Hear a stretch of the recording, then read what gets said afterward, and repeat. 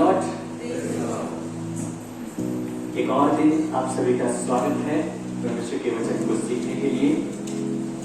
और हम लोग तेजी से आगे बढ़ेंगे और उस वचन की तरफ जाएंगे जो हम लोग सीख रहे हैं। हम लोगों ने परमेश्वर के वचन से इस प्रकार जाना, ये जो ज्ञान है, ये जो जानना है, वो कई प्रकार की है।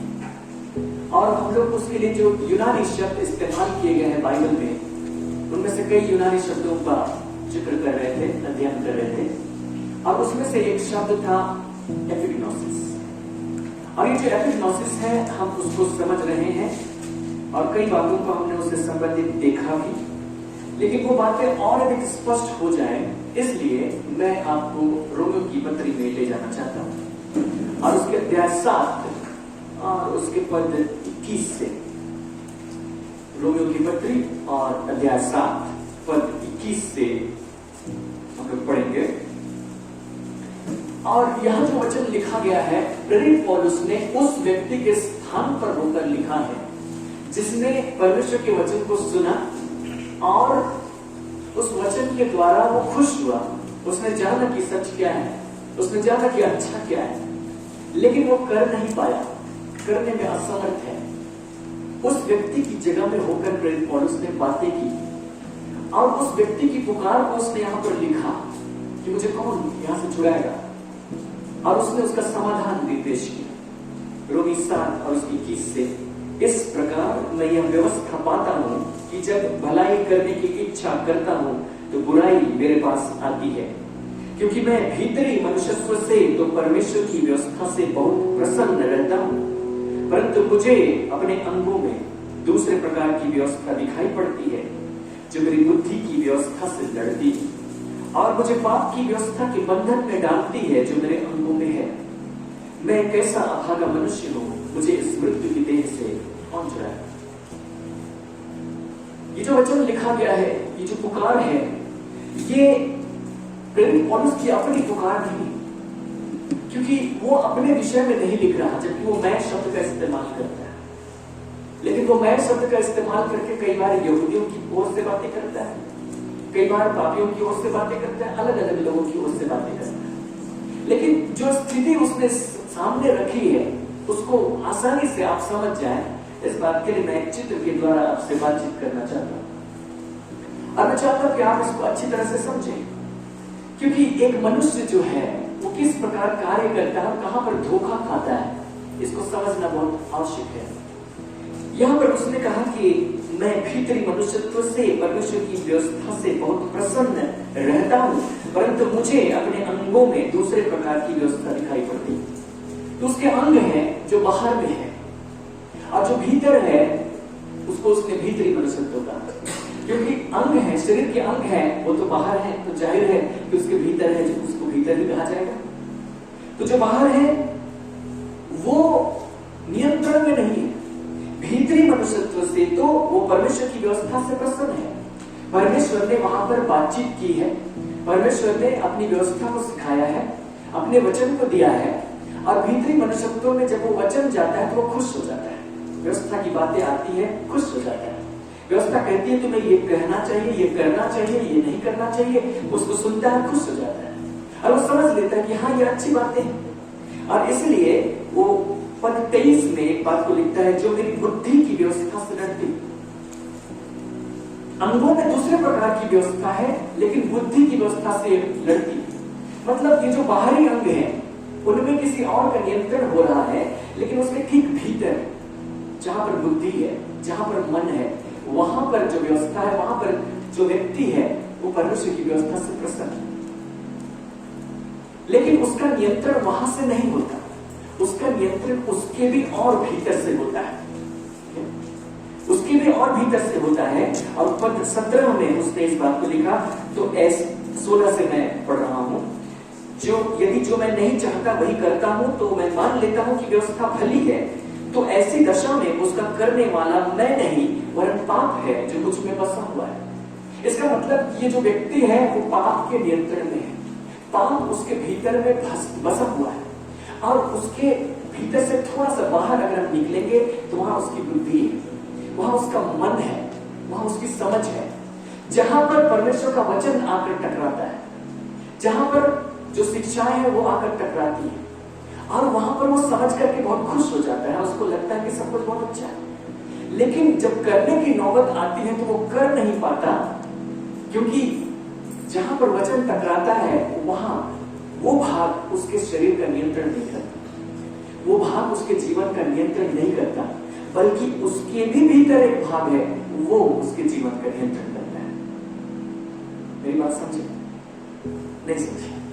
कोई बात नहीं। एक चित्र यहां पर डिस्प्ले किया गया है, मैंने आपके लिए बनाने की कोशिश की है, और ये जो नीला वाला भाग है, समझिए आपके शरीर के अंग है। अब आप जो है वो शरीर के भीतर ही होंगे, इसलिए उसको कहा गया भीतरी मनुष्यत्व। तो इससे कंफ्यूज मत हो जाइए, नया मनुष्यत्व, पुराना मनुष्यत्व, भीतरी मनुष्यत्व, क्या क्या मनुष्यत्व। लेकिन आपके शरीर के भीतर नहीं आप है तो भीतरी मनुष्यत्व। तो जो आपका मन है उसको मैंने इस षटकोण से दर्शाया। ये जो बना है, मतलब इस नीले वाले हिस्से के ठीक भीतर वाला हिस्सा, ये आपका मन है। लेकिन जो मनुष्य है उसका मन इस प्रकार से नहीं कि आसानी से वो मान जाए। हमारे मन में कई भाग हैं। जो साइकोलॉजिकल स्टडी हुई है उन्होंने इस बात को बताया है कि जो हमारा मन है, हमारी जो चेतना है, वो दरअसल इस प्रकार से है कि उसके 9-10 भाग किए जाने चाहिए, और उसमें से जो एक भाग होगा वो भाग हम काम में लाते हैं, और बाकी जो 9 भाग है वो हम काम में नहीं लाते। लोग एक ग्लेशियर का उदाहरण देते हैं कि जैसे ग्लेशियर अगर पानी में डाल दिया जाए तो उसका थोड़ा सा हिस्सा पानी के ऊपर होता है, और ज्यादातर हिस्सा 90% हिस्सा पानी के भीतर डूब जाता है। तो उन्होंने ये बताने की कोशिश की है कि जो 90% हिस्सा डूबा हुआ है वो उसी स्थिति के समान है कि उसका मन जो है वो काम में नहीं ला रहा है, लेकिन जो ऊपरी हिस्सा है, पानी के बाहर जो निकला हुआ 10% हिस्सा, वो काम में लाते हैं। उतनी चेतना हम उपयोग करते हैं, ये बताया जाता है। और मैं यही आपको बताने की कोशिश कर रहा हूं कि जो सबसे बाहर का लेयर है हमारे मन का, वो हमारी तर्क बुद्धि है। हमारी तर्क बुद्धि जिससे हम बातचीत करते हैं, चीजों को समझते हैं, डील करते हैं, पढ़ाई लिखाई करते हैं, वो हमारी तर्क बुद्धि। जब मैं आपसे बातें करता हूं, मेरी बातें आप पहुंचती हैं, तो सबसे पहले आपकी तर्क बुद्धि से टकराती है, और ये तर्क बुद्धि बहुत सक्रिय रूप से क्रियाशील है, और वो बातों को भीतर प्रवेश करने नहीं देती। अगर मैं कोई वचन लेकर आ जाऊं तो सबसे पहले आप तर्क से उसको समझने की कोशिश करते हैं, जो बुद्धि वहां से समझने की कोशिश करती है कि क्या कहता है। और ये पौलुस ये बता रहा है कि जब व्यवस्था की बातें वहां डाली जाती हैं तो उसको बहुत अच्छा लगता है। भीतरी मनुष्यत्व से तो मैं परमेश्वर की व्यवस्था से प्रसन्न रहता हूं। जहां पर ये कहा जा रहा है कि तुम ये करो या ये मत करो, ये अच्छा है या ये बुरा है, उसको तर्क से तो समझ में आ जाता है, तर्क से पता चल जाता है, उसको समझ में नहीं आया ऐसी बात नहीं। लेकिन जब करने की नौबत आती है तो तर्क काम नहीं देता है। इसका मतलब यह है कि सोचने वाला कोई और है और करने वाला कोई और है। जो सोचने वाला है वो समझ जाता है, उसको मैं समझा देता हूं, उसको कोई भी समझा देता है, फिर वो मान जाता है। लेकिन करने वाला जो है वो उसके भीतर में मौजूद है। इस प्रकार समझिए कि एक घर है और घर के बाहर में एक चौकीदार है, लेकिन घर का मालिक वो चौकीदार नहीं है, वो घर के भीतर रहता है। आपका मन इसी प्रकार से, तो जो बाहर चौकीदार है वो आपकी तर्क बुद्धि। और जब भी मैं कोई परमेश्वर का वचन लेकर आ जाऊं, चौकीदार से मेरे को मुलाकात हो, वो मुझे अंदर जाने नहीं देगा। आप अपने भीतर मुझे घुसने नहीं देंगे अपने मन में। आप चाहेंगे भी तो इतना आसान नहीं है कि घुस जाए। वो मुझे घुसने नहीं देगा। वो चौकीदार वो कहेगा पहले मुझे समझाओ, पहले मुझे तो बता दो, फिर जब मैं उसको बता दूंगा तो कहेगा कि मैं समझ गया। मैं बता दूंगा कि उसको तुम क्रोध करना अच्छी बात नहीं। अगर तुम क्रोध करोगे तो देखो क्या क्या नुकसान है, अगर तुम क्रोध करोगे तो देखो क्या क्या हो सकता है। फिर जो तर्क बुद्धि होगी वो समझ जाएगी। तो चौकीदार कहेगा मुझे समझ में आ गया, फिर मैं लौट जाऊंगा, आदमी को तो समझ में आ गया। लेकिन वो जो चौकीदार है वो घर का मालिक नहीं। घर का मालिक तो घर के भीतर में रहता है। घर का मालिक घर से कभी भी बाहर आ सकता है लाठी डंडे के साथ में, बाहर आकर तोड़फोड़ मचाएगा, फिर चला जाएगा। और जो वहां खड़ा चौकीदार था वो इस बात को देखकर सोचेगा कि जो हुआ वो ठीक तो नहीं हुआ, क्रोध तो नहीं करना चाहिए था, लेकिन वो चौकीदार इतना ही कर सकता है। और वही हमारी तर्क बुद्धि है, वही वो भीतरी मनुष्यत्व है जिसके विषय में पौलुस शब्द इस्तेमाल कर रहा है। जिसको परमेश्वर का वचन समझ में आ जाता है, जिसको समझ में आ जाता है कि क्या अच्छा है और क्या बुरा है, जिसको समझ में आ जाता है कि सही क्या है गलत क्या है, लेकिन जब करने की नौबत आती है तो करने वाला वो नहीं रहता, उसके भीतर कोई है। और प्रेरित पौलुस ने कहा कि पाप जो मुझ में बसा हुआ है वो मुझसे ये सारे काम करवाता है। तो साधारण मनुष्य की स्थिति इसी प्रकार से होती है, जो भी नया जन्म नहीं पाए हैं उनकी स्थिति ऐसी ही है। बाहर से सब समझ जाते हैं कि ये ठीक नहीं है, ये ठीक नहीं है, सब मना कर रहे हैं, सब बता रहे हैं, सारा तर्क बता सकते हैं, लेकिन जब नौबत आए करने की तो नहीं कर सकते। क्योंकि मनुष्य जो करता है वो अपने बाहरी लेयर से नहीं करता, अपने भीतरी भाग से करता है। जो हमारा 90% हिस्सा पानी के भीतर डूबा हुआ है वहीं से करते हैं, वहीं पर वो बातें हैं तो वहीं से करते हैं। बाहर तर्क कर लेंगे, उसी प्रकार बाहर से वचन जान लेंगे, बाहर से बातें कर लेंगे, बाहर से प्रचार कर लेंगे, बोल देंगे, सब कुछ हो जाएगा, लेकिन भीतर अगर वहां पर नहीं है तो वो नहीं कर सकते। मनुष्य की स्थिति तो जो बाहरी अंग है वो इसके नियंत्रण में नहीं है, बल्कि इसके भीतर भाग के नियंत्रण में। कई लेयर हैं प्याज की तरह, प्याज की तरह कि एक लेयर आप निकाल दीजिए फिर दूसरा लेयर होगा, फिर दूसरा लेयर निकाल दीजिए फिर तीसरा लेयर होगा, करते करते आप भीतर चले जाए। वहां तक जब तक बातें न पहुंच जाए उस व्यक्ति में कोई परिवर्तन होने वाला नहीं। वो बाहर से सुन लेगा, तर्क करेगा, लेकिन जब करने की नौबत आएगी वो डगमगाएगा और अंततः वही करेगा जो उसका भीतर रहता है। तो बातें भीतर तक पहुंचनी चाहिए। तो प्रेरित पौलुस ने इसी प्रकार कहा कि मनुष्य की स्थिति ऐसी ही होती है। और ये जो परमेश्वर की व्यवस्था जो हम देखते हैं, जिसको बुद्धि की व्यवस्था से हम देखकर खुश होते हैं, लेकिन फिर भी जो भीतर पाप बसा है वो मनुष्य को पाप की व्यवस्था के बंधन में डालता है। और उसने कहा कि मैं कैसा अभागा मनुष्य हूं, मुझे इस मृत्यु की देह से कौन छुड़ाएगा, मुझे इस मृत्यु की देह से कौन छुड़ाएगा, इस स्थिति से मुझे कौन छुड़ाएगा।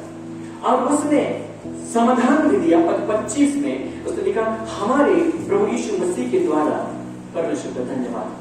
जब उसने सवाल किया कि मुझे यहां से कौन छुड़ाएगा, तो उसने खुद ही जवाब दिया कि हमारे प्रभु यीशु मसीह के द्वारा परमेश्वर का धन्यवाद हो। इसका मतलब है कि परमेश्वर का धन्यवाद हो सकता है हमारे प्रभु यीशु मसीह के द्वारा, अर्थात प्रभु यीशु मसीह ऐसी अवस्था से छुड़ा सकता है। और जब हम लोग नया जन्म पाए हैं तो हम लोग छुड़ाए हुए लोग, लेकिन जब आप इसको अनुभव नहीं करते तो फिर आपका अनुभव भी उसी व्यक्ति के समान होगा कि बाहर से तो मतलब अब मैं बाहर कह रहा हूं, अगर मैं इसको भीतर कहूंगा, ठीक है, इसको भीतर कहूंगा तो इसको बाहर कहूंगा, समझिए।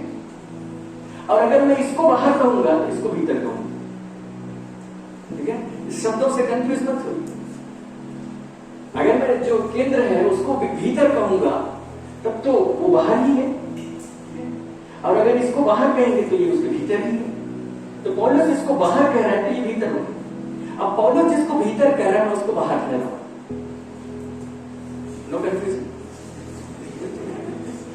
पौलुस जिसको भीतरी मनुष्यत्व कह रहा है मैं उसको बाहरी लेयर कह रहा हूं, कोई कंफ्यूजन नहीं होना चाहिए, क्योंकि भीतरी भाग में कुछ और बातें हम कह रहे हैं। तो जो भीतरी भाग है वहां की बात है, वहां पे परिवर्तन होना चाहिए। उसने इस प्रकार से लिखा था, जो व्यक्ति नया जन्म पाया हुआ नहीं है, 7:14 में उसने लिखा हम जानते हैं कि व्यवस्था तो आत्मिक है परंतु मैं शारीरिक और पाप के हाथ बिका हुआ हूं। जो भीतरी भाग है वो शारीरिक और पाप के हाथ में बिकी हुई है। भले ही बुद्धि की व्यवस्था, जो बुद्धि का जो लेयर है, जिसको प्रेरित पौलुस भीतरी मनुष्यत्व कह रहा है, जिसको मैं बाहरी लेयर कह रहा हूं, बुद्धि की जो सिस्टम है हमारा, बुद्धि वाली सोच, तर्क बुद्धि, वहां पर वो व्यवस्था से प्रसन्न हो जाता है, लेकिन भीतर से बिका हुआ है। बिका हुआ है तो पाप के हाथ बिका है, वही करता है जो पाप कहता है। लेकिन छुटकारे की बात है तो छुटकारे की बात में उसने इस प्रकार से कहा, 8वें अध्याय को देखिए और उसके पद 1, अतः अब जो मसीह यीशु में है उन पर दंड की आज्ञा नहीं, क्योंकि वे शरीर के अनुसार नहीं वरन आत्मा के अनुसार चलते हैं। उसने समाधान दिया। 7 के 25 आते आते वो समाधान पर पहुंचता है कि हमारे प्रभु यीशु मसीह के द्वारा परमेश्वर का धन्यवाद हो। और 8वें अध्याय के पहले पद में ही वो समाधान झलक जाता है और वो कहता है क्योंकि वे शरीर के अनुसार नहीं आत्मा के अनुसार चलते हैं। अब ये जो आत्मा है, हमेशा उस चित्र को ही रखिएगा, वो जो आत्मा है वो सबसे भीतरी भाग है, ठीक है। जो हमारे मन वाला भाग है उसके भी बहुत पीछे है, वो सबसे भीतरी भाग है। और इस बात को कहा गया कि वो आत्मा से चलते हैं। आत्मा से चलते हैं इसका मतलब वो तर्क बुद्धि से नहीं चलते, वे बिके हुए नहीं है। अब जब यीशु मसीह के हैं तो यीशु मसीह ने दाम देकर उनको मोड़ लिया है, तो वे वहां से चलते हैं, अपने कोर से, अपने अंतरतम से, अपने भीतर से चलते हैं। याद मन स्वाभाविक रूप से ही भीतर से चलता है, लेकिन अपने अवचेतन मन से चलता है। तर्क बुद्धि से तर्क कर लेता है लेकिन सफल नहीं होता। तर्क करके फिर वही गड़बड़ हो जाएगा, पुरानी जगह पहुंच जाएगा, क्योंकि वो भीतर से चल रहा है। लेकिन जो आत्मा है यदि वो वहां से चले, तर्क बुद्धि उसकी सहायता करेगी, वहां पर कोई द्वंद्व नहीं होगा। पहले तो द्वंद्व था, तर्क बुद्धि कहती थी कि मत करो, भीतर भीतर ही करो। लेकिन अब क्या होगा, यदि वो आत्मा से चले तो भीतर और उसकी तर्क बुद्धि दोनों कहेंगे कि एक ही जैसा करो, और उसका शरीर उसके नियंत्रण में रहेगा। तो जो भीतर है वहीं तक तो पहुंचना है, वहीं तक तो बातें करनी है, और इसलिए तो ध्यान करना होता है। और जो ध्यान करने की शिक्षा हम दे रहे हैं आपको, वो भीतर जाने का ही मार्ग है, भीतर से आप ऑपरेट हो उसका ही मार्ग है, उसी का तरीका है। मैंने तर्क करने, ध्यान करने के विषय में क्या सिखाया है? मैंने आपको यही सिखाया है कि जब आप ध्यान करें तो आप बोलें, क्योंकि ध्यान करने का जो शाब्दिक अर्थ है इब्रानी भाषा में, उसका अर्थ ही है बोलना। हमने बहुत प्रकार के शब्दों को देखा है, और उसमें से एक जो शब्द है वो है हगाह। हगाह शब्द का अर्थ है बहुत कुछ अर्थ है, लेकिन उसका ज्यादातर अर्थ या ज्यादातर अनुमान इस रूप में किया जाता है कि बोले या बड़बड़ाएं। अब ये जो बोलना है ये टेक्निक है। जो साइकोलॉजिस्ट है जिन्होंने मन का अध्ययन किया है वो इसका उपयोग करते हैं।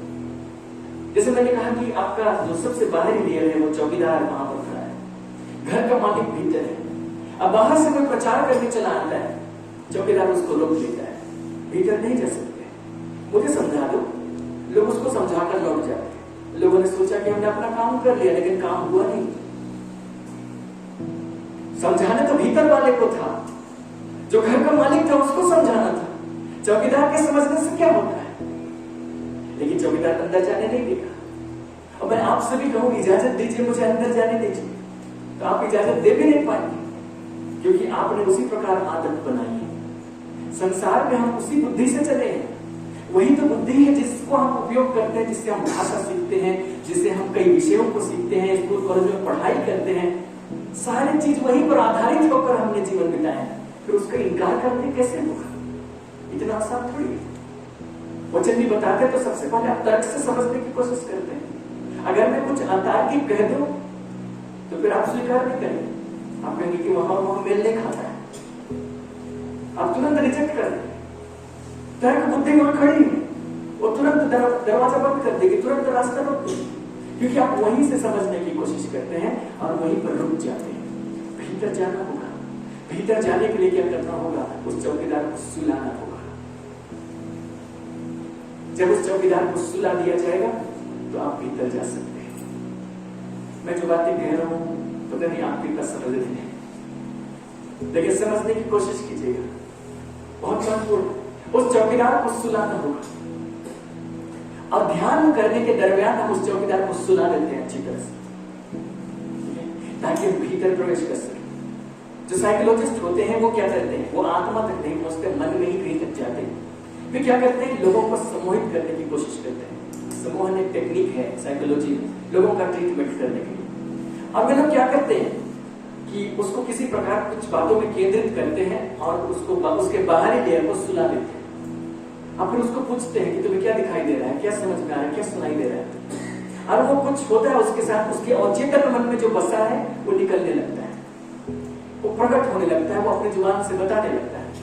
फिर वे पहचान लेते हैं कि एक ऐसे समय पहुंच गया है जहां पर हम इसके भीतर सही बीज को डाल सकते हैं। जैसे अगर वो व्यक्ति बहुत डरा हुआ व्यक्ति, उसका इलाज कैसे करें? किसी बात से डर जाता है, उसको लगता है कोई मेरा पीछा कर रहा है, कोई मुझे मार डालने का प्रयास कर रहा है, कुछ ऐसी बात है, तो उसका इलाज कैसे करते हैं? उसके बाहरी लेयर को सुला देते हैं और उसके भीतर, क्योंकि ये जो डर है उसके बाहरी लेयर में नहीं, तर्क से तर्क उसको बता देंगे कहां कौन पीछा कर रहा है, कोई नहीं कर रहा है, कोई नहीं कर रहा है, कोई नहीं दिख रहा है, क्योंकि भ्रम है।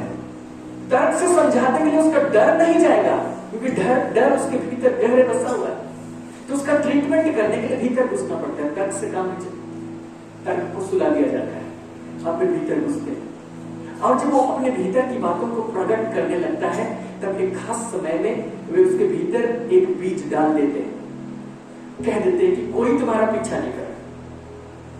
फिर वो बीज उसके भीतर पड़ जाता है, फिर वो अपने कॉन्शियसनेस में आ जाता है, फिर उसका डर भी चला जाता है। ये टेक्निक है, ऐसा वे लोग ट्रीटमेंट करते हैं। लेकिन ये जो टेक्निक है इसको कोई और करता है, कोई और है जो ट्रीटमेंट कर रहे हैं, वो कर रहे हैं। लेकिन जब हम ध्यान करते हैं तो मैं बता दूं, हम अपना ट्रीटमेंट खुद करते हैं। हालेलुया। हम हगाह करते हैं, हम बड़बड़ाते हैं, हम बोलते हैं, और ये एक टेक्निक है जिसके द्वारा हम अपने बाहरी लेयर को सुला देते हैं। जब हम ध्यान करते हैं तो हम कहते हैं कि हम धर्मी हैं, तर्क बुद्धि कहेगी कि तुम नहीं हो, हम कहेंगे हम हैं, वो कहेंगे तुम नहीं हो, हम कहेंगे हैं नहीं हो, है नहीं हो, आप कहते रहिए है, फिर वो तर्क बुद्धि थक जाएगी। जब वो थक जाएगी तो आप भीतर जाने लगेंगे। आप कह दीजिए कि मैं पवित्र ठहरा गया हूं, आपकी तर्क बुद्धि कहेगी कि नहीं हो, तुम पापी हो। आप उस तर्क बुद्धि को सुनिए ही मत, कह दीजिए कि मैं हूं, मैं सिद्ध किया गया हूं। आप कहिए कि मुझे यीशु मसीह के द्वारा सारा अधिकार दिया गया है। आपकी तर्क बुद्धि कहेगी नहीं दिया गया है। प्रैक्टिकल करके देखो, नहीं दिया गया है। आपकी तर्क बुद्धि तुरंत जवाब देगी आपको, करके देखो, नहीं दिया गया है। मैं यीशु मसीह का संगी वारिस हूं, नहीं हो तुम, मुझे सब कुछ दिया गया है, जो जीवन हो, मृत्यु, संसार, जगत, मरण, सब कुछ दिया गया है, कुछ नहीं दिया गया, तुम कंगाल हो। नहीं, मुझे दिया गया है, वहीं पर विवाद होगा। हालांकि आपकी तर्क बुद्धि संतुष्ट हो जाए, इसलिए पवित्र शास्त्र से मैंने बहुत बातें दिखा दी कि तर्क बुद्धि ज्यादा रोक टोक ना करे, लेकिन फिर भी वो आपको रोक टोक करेगी। समय समय पर आकर आपके अनुभव के साथ आपको जोड़कर दिखाएगी, तुम नहीं हो, तुम्हारे पास नहीं, तुम ऐसे नहीं, वो आपको वहां पर रोक देगी, रोकती है। लेकिन जब आप उस तर्क बुद्धि से कन्विंस होकर रुक जाते हैं, बोलना छोड़ देते हैं, अपने आप को बोलना छोड़ देते हैं, आप अपने भीतर प्रवेश करना छोड़ देते हैं, आप दरवाजे के बाहर खड़े रहते हैं। लेकिन जब आप फिर भी कंटिन्यू करते हैं, फिर भी आप बोलते जाते हैं, उस वचन पर विश्वास करके जो उसने पवित्र शास्त्र में नए नियम में हमारे लिए दिया, जब आप बोलते जाते हैं, फिर आपकी तर्क बुद्धि चुप हो जाएगी। फिर आप कहेंगे कि मैं धर्मी हूं, तो चुप रहे। फिर आप कहेंगे कि मैं सिद्ध किया गया, तो चुप रहे। फिर आप कहेंगे कि मैं यीशु मसीह का संगी वारिस हूं, तो चुप रहे। थक गए, वो सो गए, सुलाना ही तो था, और तभी तो भीतर जा सकते, नहीं तो पहरेदार जाने नहीं देता। अब जब भीतर चले गए तो ऐसा नहीं कि बाहर के तुरंत बाद ही भीतर है, मैंने कहा कि 9 और लेयर पार करने होंगे। उन्होंने मन को इसी प्रकार शोध करके बताया है कि ऐसे ही है, तो ऐसे ही आपको सारे लेयर पार करने पड़ते हैं। आपको उतना बोलना पड़ता है, उतना दोहराना पड़ता है कि बाहर का लेयर थक कर सो जाए, उसकी भीतर वाला सुनने लगे, फिर वो थक कर सो जाए, उसके भीतर वाला सुनने लगे, आप अपनी आत्मा तक पहुंचे। और जब आपकी आवाज आपकी आत्मा तक पहुंच जाएगी, आपके भीतर वही आवाज सुनाई देगी जो आपके बाहर है, तो आप वही करेंगे जो बाहर आप कह रहे थे। उस समय आप जान जाएंगे कि वास्तव में आप धर्मी ठहरेंगे। उस समय आप जान जाएंगे कि आप तो पवित्र व्यक्ति ही हैं। उस समय आप जान जाएंगे कि आप यीशु मसीह के संगी वारिस ही हैं। उस समय आप जान जाएंगे कि आप परमेश्वर के संतान हैं। और नहीं तो सिर्फ तर्क बुद्धि तक ही उससे मिल होगा। जब प्रैक्टिकल लाइफ होगा वहां कोई इफेक्ट नहीं, क्योंकि प्रैक्टिकल लाइफ तर्क बुद्धि से जिया नहीं जाता है, तर्क बुद्धि से एग्जाम पास किया जाता है, उससे प्रैक्टिकल लाइफ नहीं जिया जाता है। अगर मैं आपका टेस्ट ले लूं, मैंने बहुत कुछ आप लोगों को सिखाया, हो सकता है कोई टॉप कर जाए, लेकिन उसका मतलब थोड़ी होगा कि जिसने टॉप किया वो प्रैक्टिकल लाइफ में भी सुपीरियर ही होगा, नहीं होगा। स्वाभाविक सी बात, तर्क मुद्दे से आप बड़ी बड़ी बातें कह देंगे, लेकिन प्रैक्टिकल लाइफ की जब बात आएगी तो वैसा नहीं होगा। वो आपके भीतर कितना गया है उस पर डिपेंड करता है। तो जब हम एपिग्नोसिस की बात करते हैं, तो एपिग्नोसिस का प्रभाव कहां से कहां तक है? वो हमारे बाहरी लेयर से लेकर सबसे भीतरी लेयर तक। हालेलुया। मैं आपको समझाने की कोशिश कर रहा हूं कुछ बातें। आपके भीतर में पाप बसा हुआ नहीं है जो आपको कब्जे में करे। आप दाम देकर मोल लिए गए, आप यीशु मसीह के। आप अपने काम कर सकते हैं, लेकिन आदत नहीं हुई है काम करने की, आदत नहीं हुई। आपको अपने मन के लेयर को पार करते हुए भीतर तक पहुंचना है। इसलिए ध्यान करना बहुत जरूरी है। यदि आप ध्यान नहीं करेंगे तो आप चूक जाएंगे, अच्छी तरह से चूक जाएंगे, मतलब खुद को बुद्धिमान समझते हुए बेवकूफ बन जाएंगे। अब ये सबसे खतरनाक परिस्थिति होती है कि आप किसी को समझाने की कोशिश करेंगे, तो तर्क बुद्धि से समझेगा, भीतर जाने ही नहीं देगा, फिर वो जो था वही रहे, वो तोता बन जाएगा। तो सिर्फ तर्क बुद्धि से दूर आ रहा है, उसके भीतर कुछ हुआ, उसका जो सबकॉन्शियस है उस पर हावी, अब वो वही कर रहा है जो पहले करता था। इसलिए अपने आप को इतना कह दीजिए, इतना कह दीजिए, इतनी आदत बना दीजिए, जब तक कहिए आपके भीतर तक वो आवाज सुनाई देगी। भीतर साउंड प्रूफ है,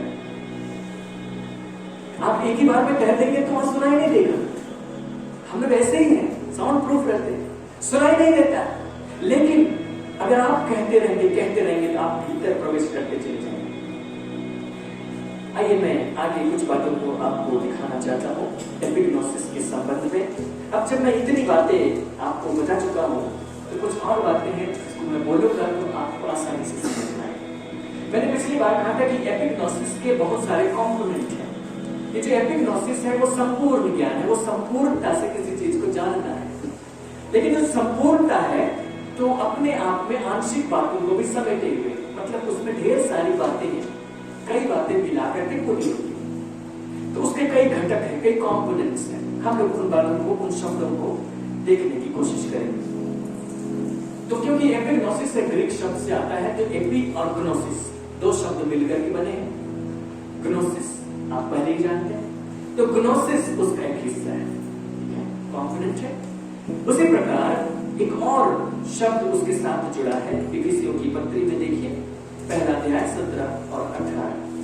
इफिसियों की पत्री अध्याय 1 पद 17 और 18। यहां लिखा है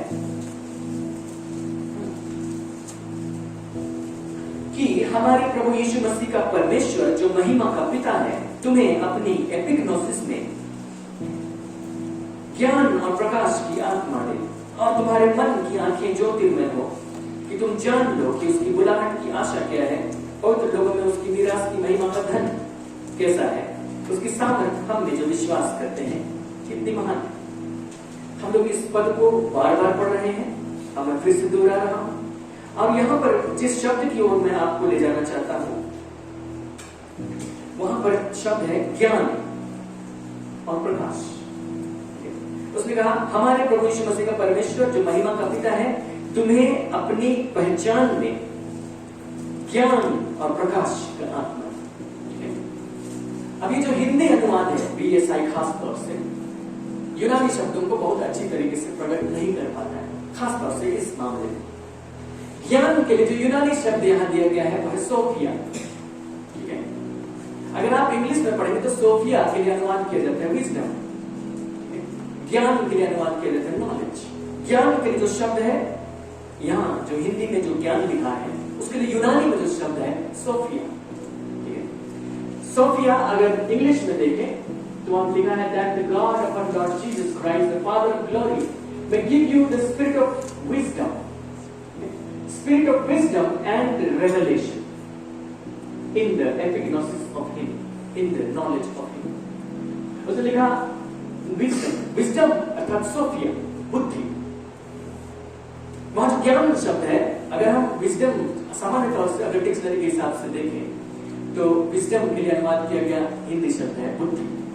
सोफिया के लिए भी बुद्धि शब्द आता है, तो यहाँ ज्ञान लिखा है। तो सोफिया उसका एक कॉम्पोनेंट है, और दूसरा प्रकाश। प्रकाश मतलब यहाँ पर लिखा है रेवलेशन, और यूनानी शब्द है अपोकलिप्सिस। सोफिया एंड अपोकलिप्सिस, ये दो शब्द एपिग्नोसिस के साथ में जुड़े हैं। वह अपनी एपिग्नोसिस में तुम्हें सोफिया और अपोकलिप्सिस की आत्मा दे।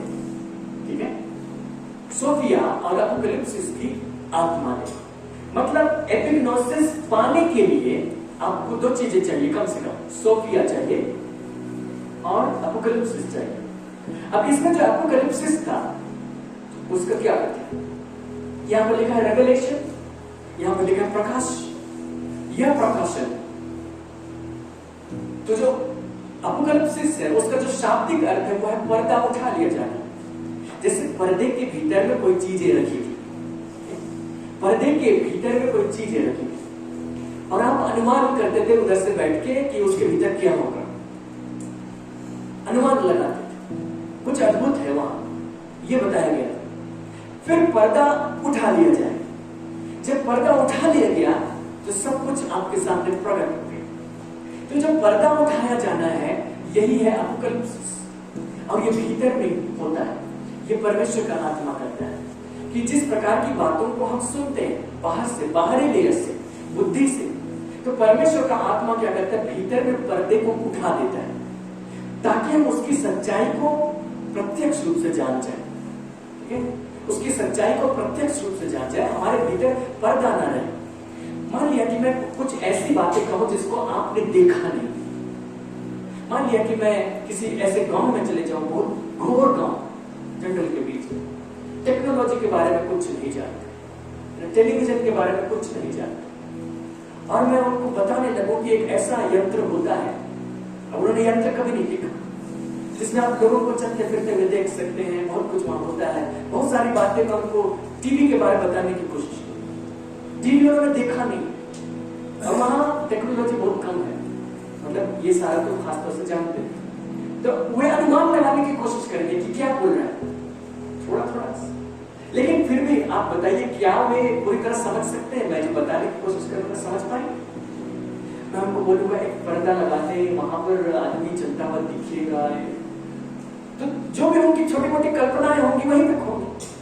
फिर अचानक क्या किया जाए, उनको टीवी ही दिखा दिया जाए, देखो ये चीज बोल रहे थे।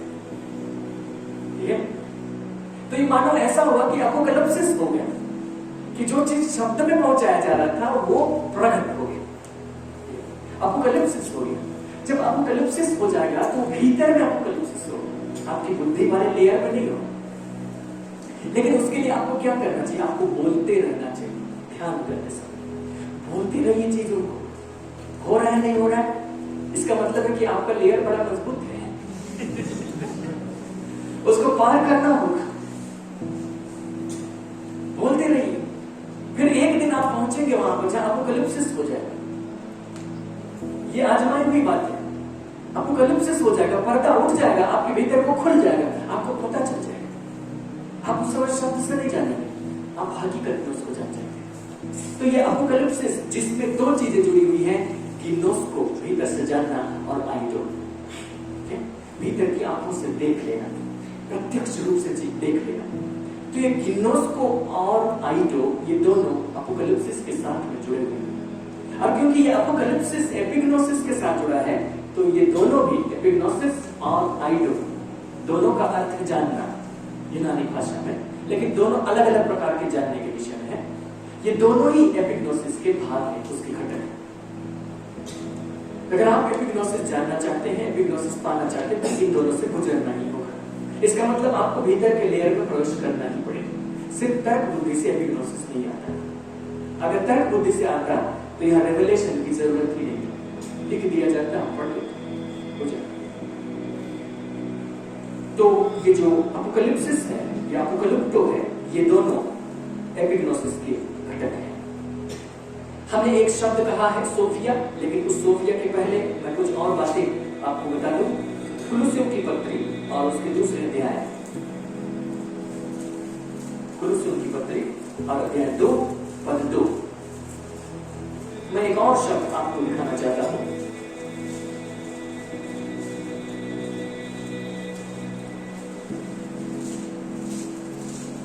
यहां लिखा है, ताकि उनके मनों में शांति हो और वे प्रेम से आपस में इकट्ठे रहें और वे पूरी समझ का सारा धन प्राप्त करें।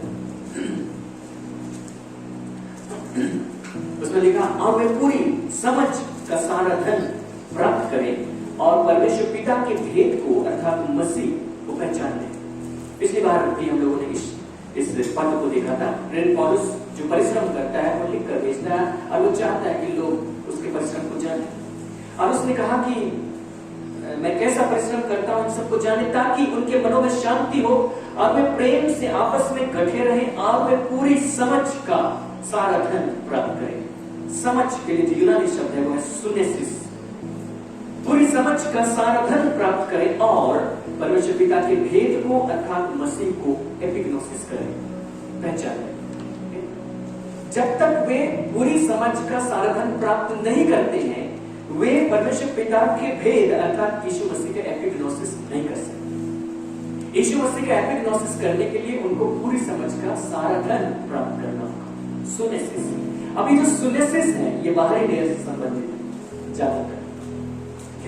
हम लोग कुलुस्सी 1 के 9 में भी इस बात को पढ़ सकते हैं कि सुनेसिस का संबंध एपिग्नोसिस से है। लिखा, इसीलिए जिस दिन से यह सुना है हम भी तुम्हारे लिए प्रार्थना और विनती करना नहीं छोड़ते कि तुम सारे आत्मिक ज्ञान, अब मैं बता दूं सोफिया, ठीक है, बीएसआई का अनुवाद वहां ज्ञान करता है, बुद्धि होना चाहिए, और समझ सहित सुनेसिस सहित परमेश्वर की इच्छा की एपिग्नोसिस में परिपूर्ण हो जाओ। परमेश्वर की इच्छा की एपिग्नोसिस में परिपूर्ण हो जाओ। तो उसने फिर से इस बात को दोहरा दिया। उसने कहा कि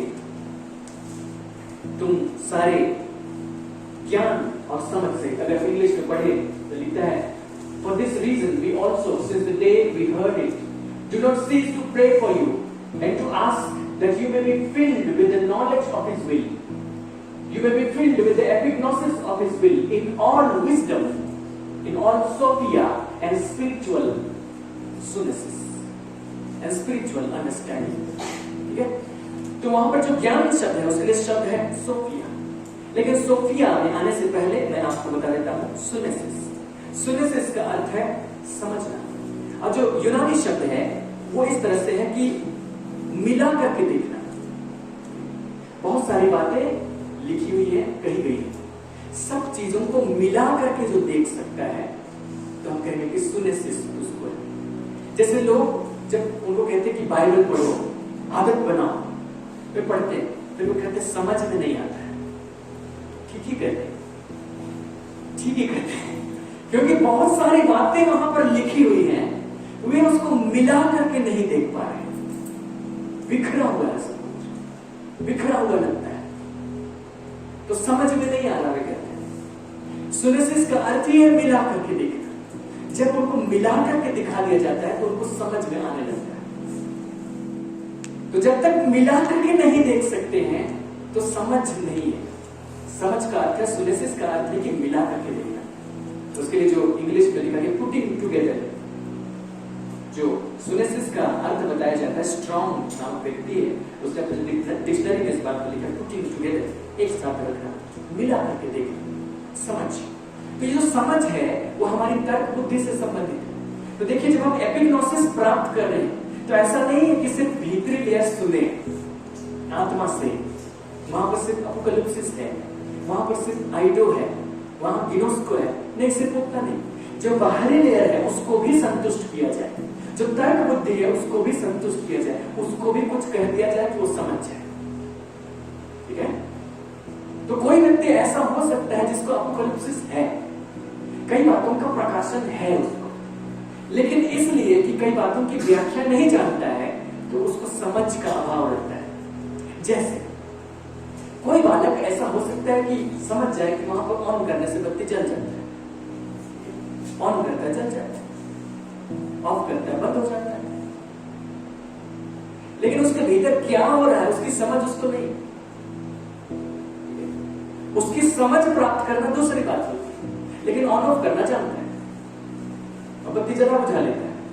उसी प्रकार आत्मिक दुनिया में भी यह हो सकता है कि कोई व्यक्ति अपोकलिप्सिस प्राप्त करे लेकिन सुनेसिस के मामले में वो खाली हो।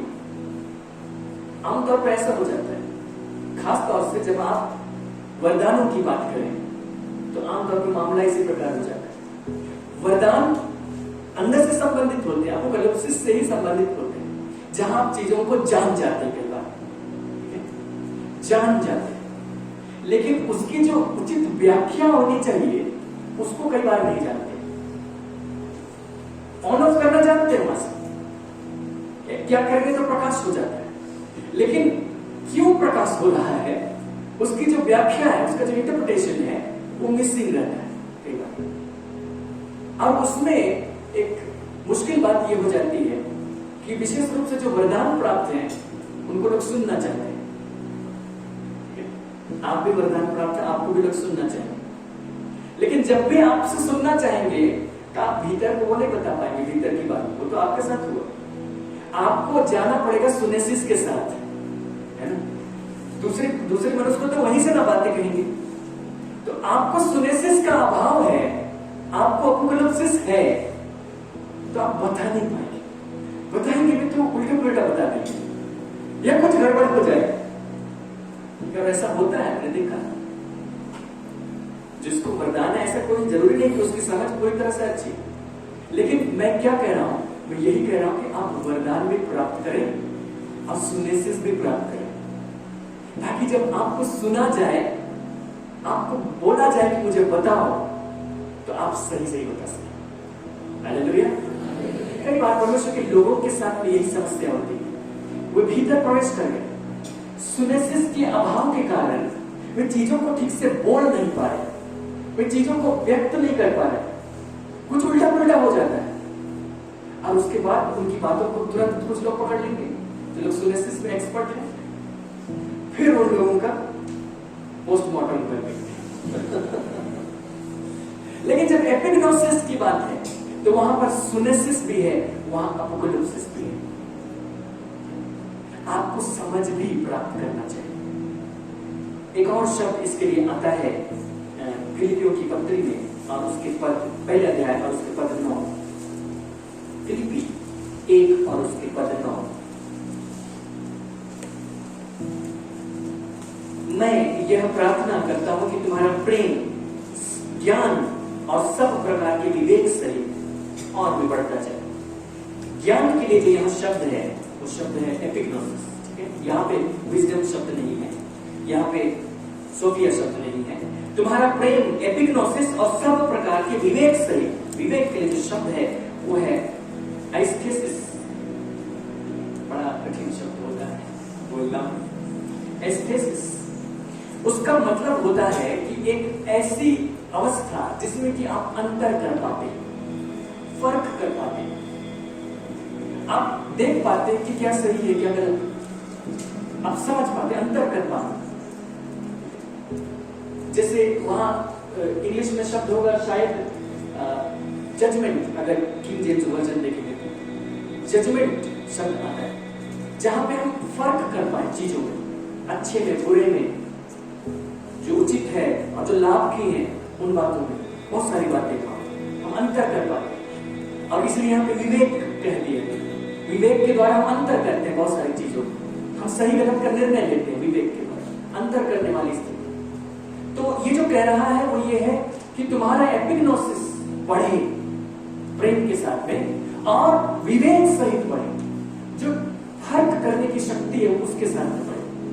अब ये जो बाहरी लेयर है, बुद्धि है, जहां से हम तर्क करते थे, जो परमेश्वर की व्यवस्था से प्रसन्न होती थी, वो भी तर्क करके खुश हो लेती, ठीक ही बोल रहा है, सही और गलत को पहचान पा रहा है, लेकिन करने की नौबत है तो कर नहीं पा रहा। तो वहां पर भी जहां अंतर करने की बात है तो मैं इसको सुनेसिस के साथ में ही जोड़ देता हूं। समझ पा रहे हैं कि ये सही है ये गलत है, सुनेसिस के साथ में उसको जोड़ सकते हैं। लेकिन इसके साथ एक और शब्द है, ग्रीक शब्द, जो बहुत करीब है, लेकिन नए नियम में वो एपिग्नोसिस के साथ तुरंत नहीं जोड़ा गया। वो शब्द है प्रोनेसिस। बहुत सारे शब्द हम लोग देख रहे हैं, सुनेसिस, एस्थेसिस, फ्रोनेसिस, कितने सिस। इफिसी और उसके पहले अध्याय और उसके पद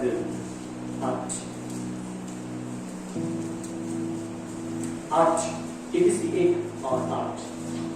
यहां पे देखिए, ये शब्द बुद्धि के साथ में बहुत करीब जुड़ा हुआ है, ठीक है।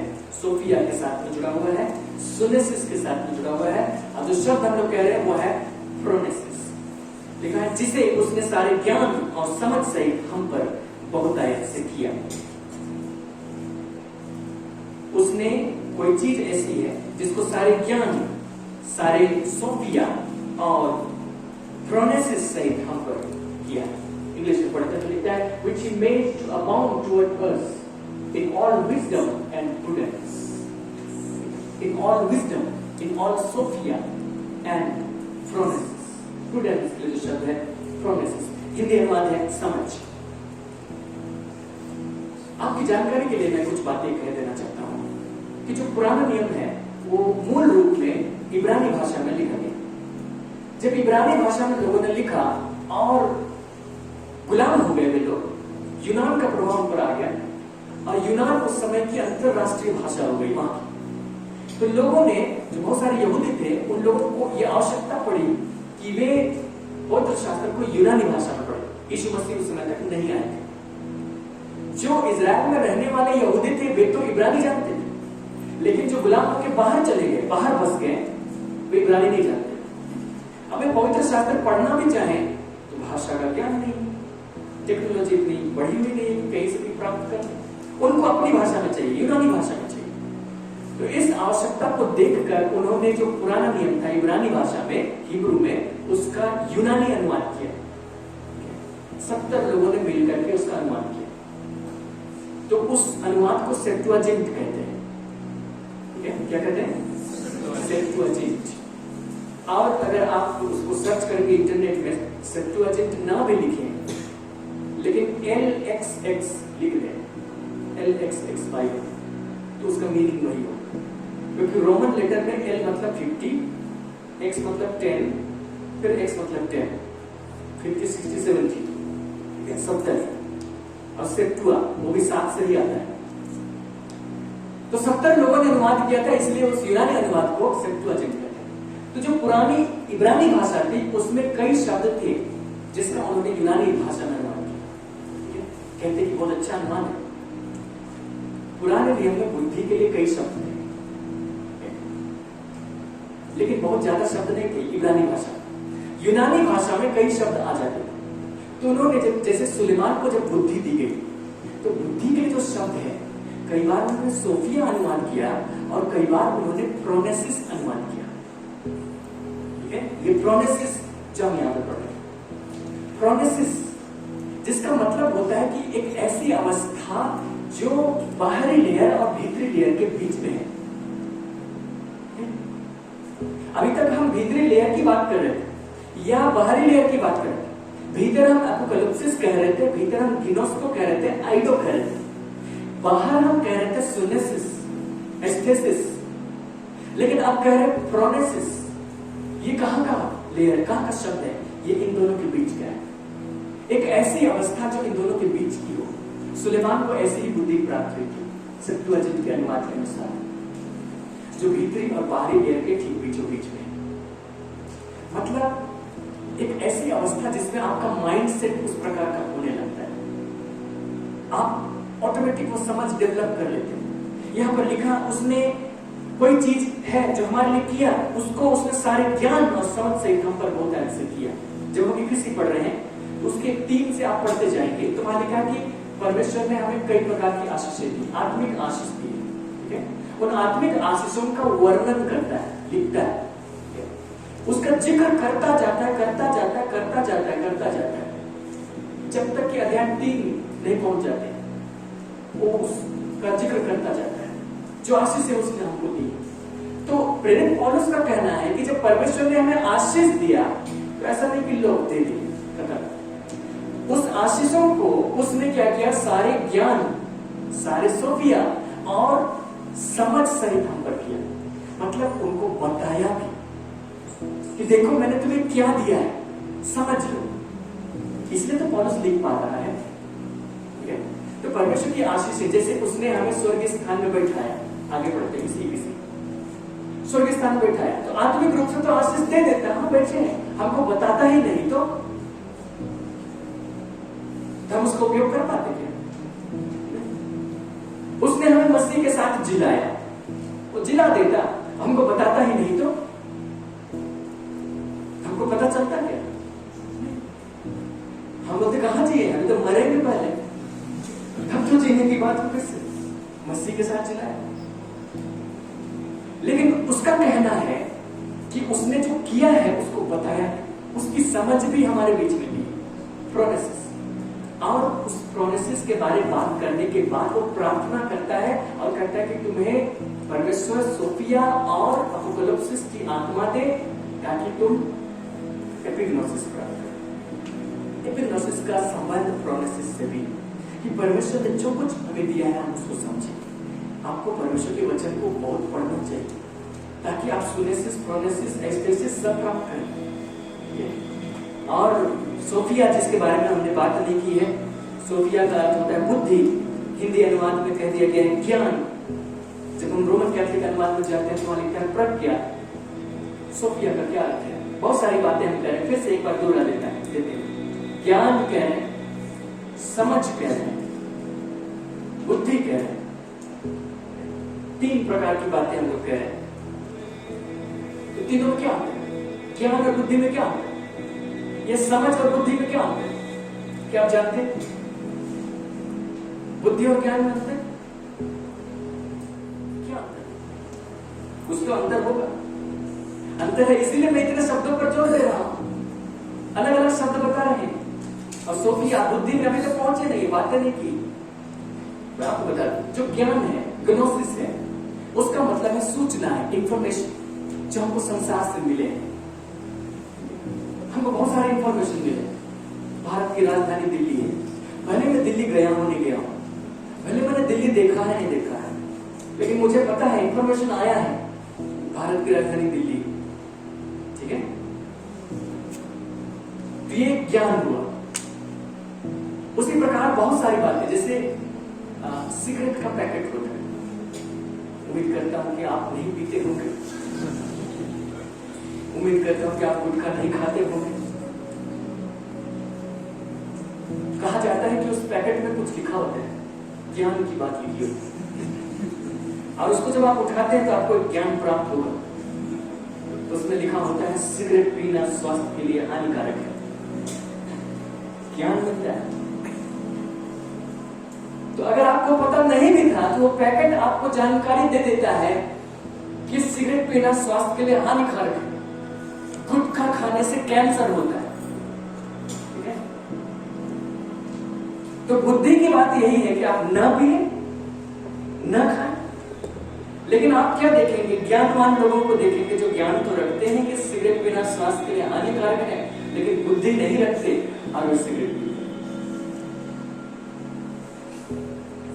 मतलब ज्ञान का वे सही तरीके से उपयोग नहीं कर पाए। ज्ञान किस रूप में इंप्लीमेंट किया जाए इसके बारे में वे खाली या जानबूझकर नकारते थे। तो उनको हम कहेंगे कि वे ज्ञानी तो हैं पर बुद्धिमान नहीं। बुद्धिमान होने का अर्थ है उनको प्रैक्टिकल वे में जब दुनिया में उसको इंप्लीमेंट करने की बात आती है तो हम उसको देख पाए कि वो कैसे होता है। जब हमको ज्ञान है कि अगर लू के समय में हम खाली पेट चलेंगे तो लू लग जाएगी ना, मई के महीने में खाली पेट अगर हम धूप में घूमेंगे तो लू लग जाएगी, ये ज्ञान की बात है। तो बुद्धि इसमें है कि हम खा के चले, समझे? बुद्धि इसमें है कि हम खा के चले। ज्ञान ये है कि लाल बत्ती है तो रुक जाओ, लाल बत्ती रुकने का इशारा करती है। बुद्धि इसमें है कि आप रुक जाइए, क्योंकि अगर आप ज्ञान प्राप्त करने के बाद भी बुद्धि का उपयोग नहीं करेंगे तो पुलिस वाला आपको समझा देगी।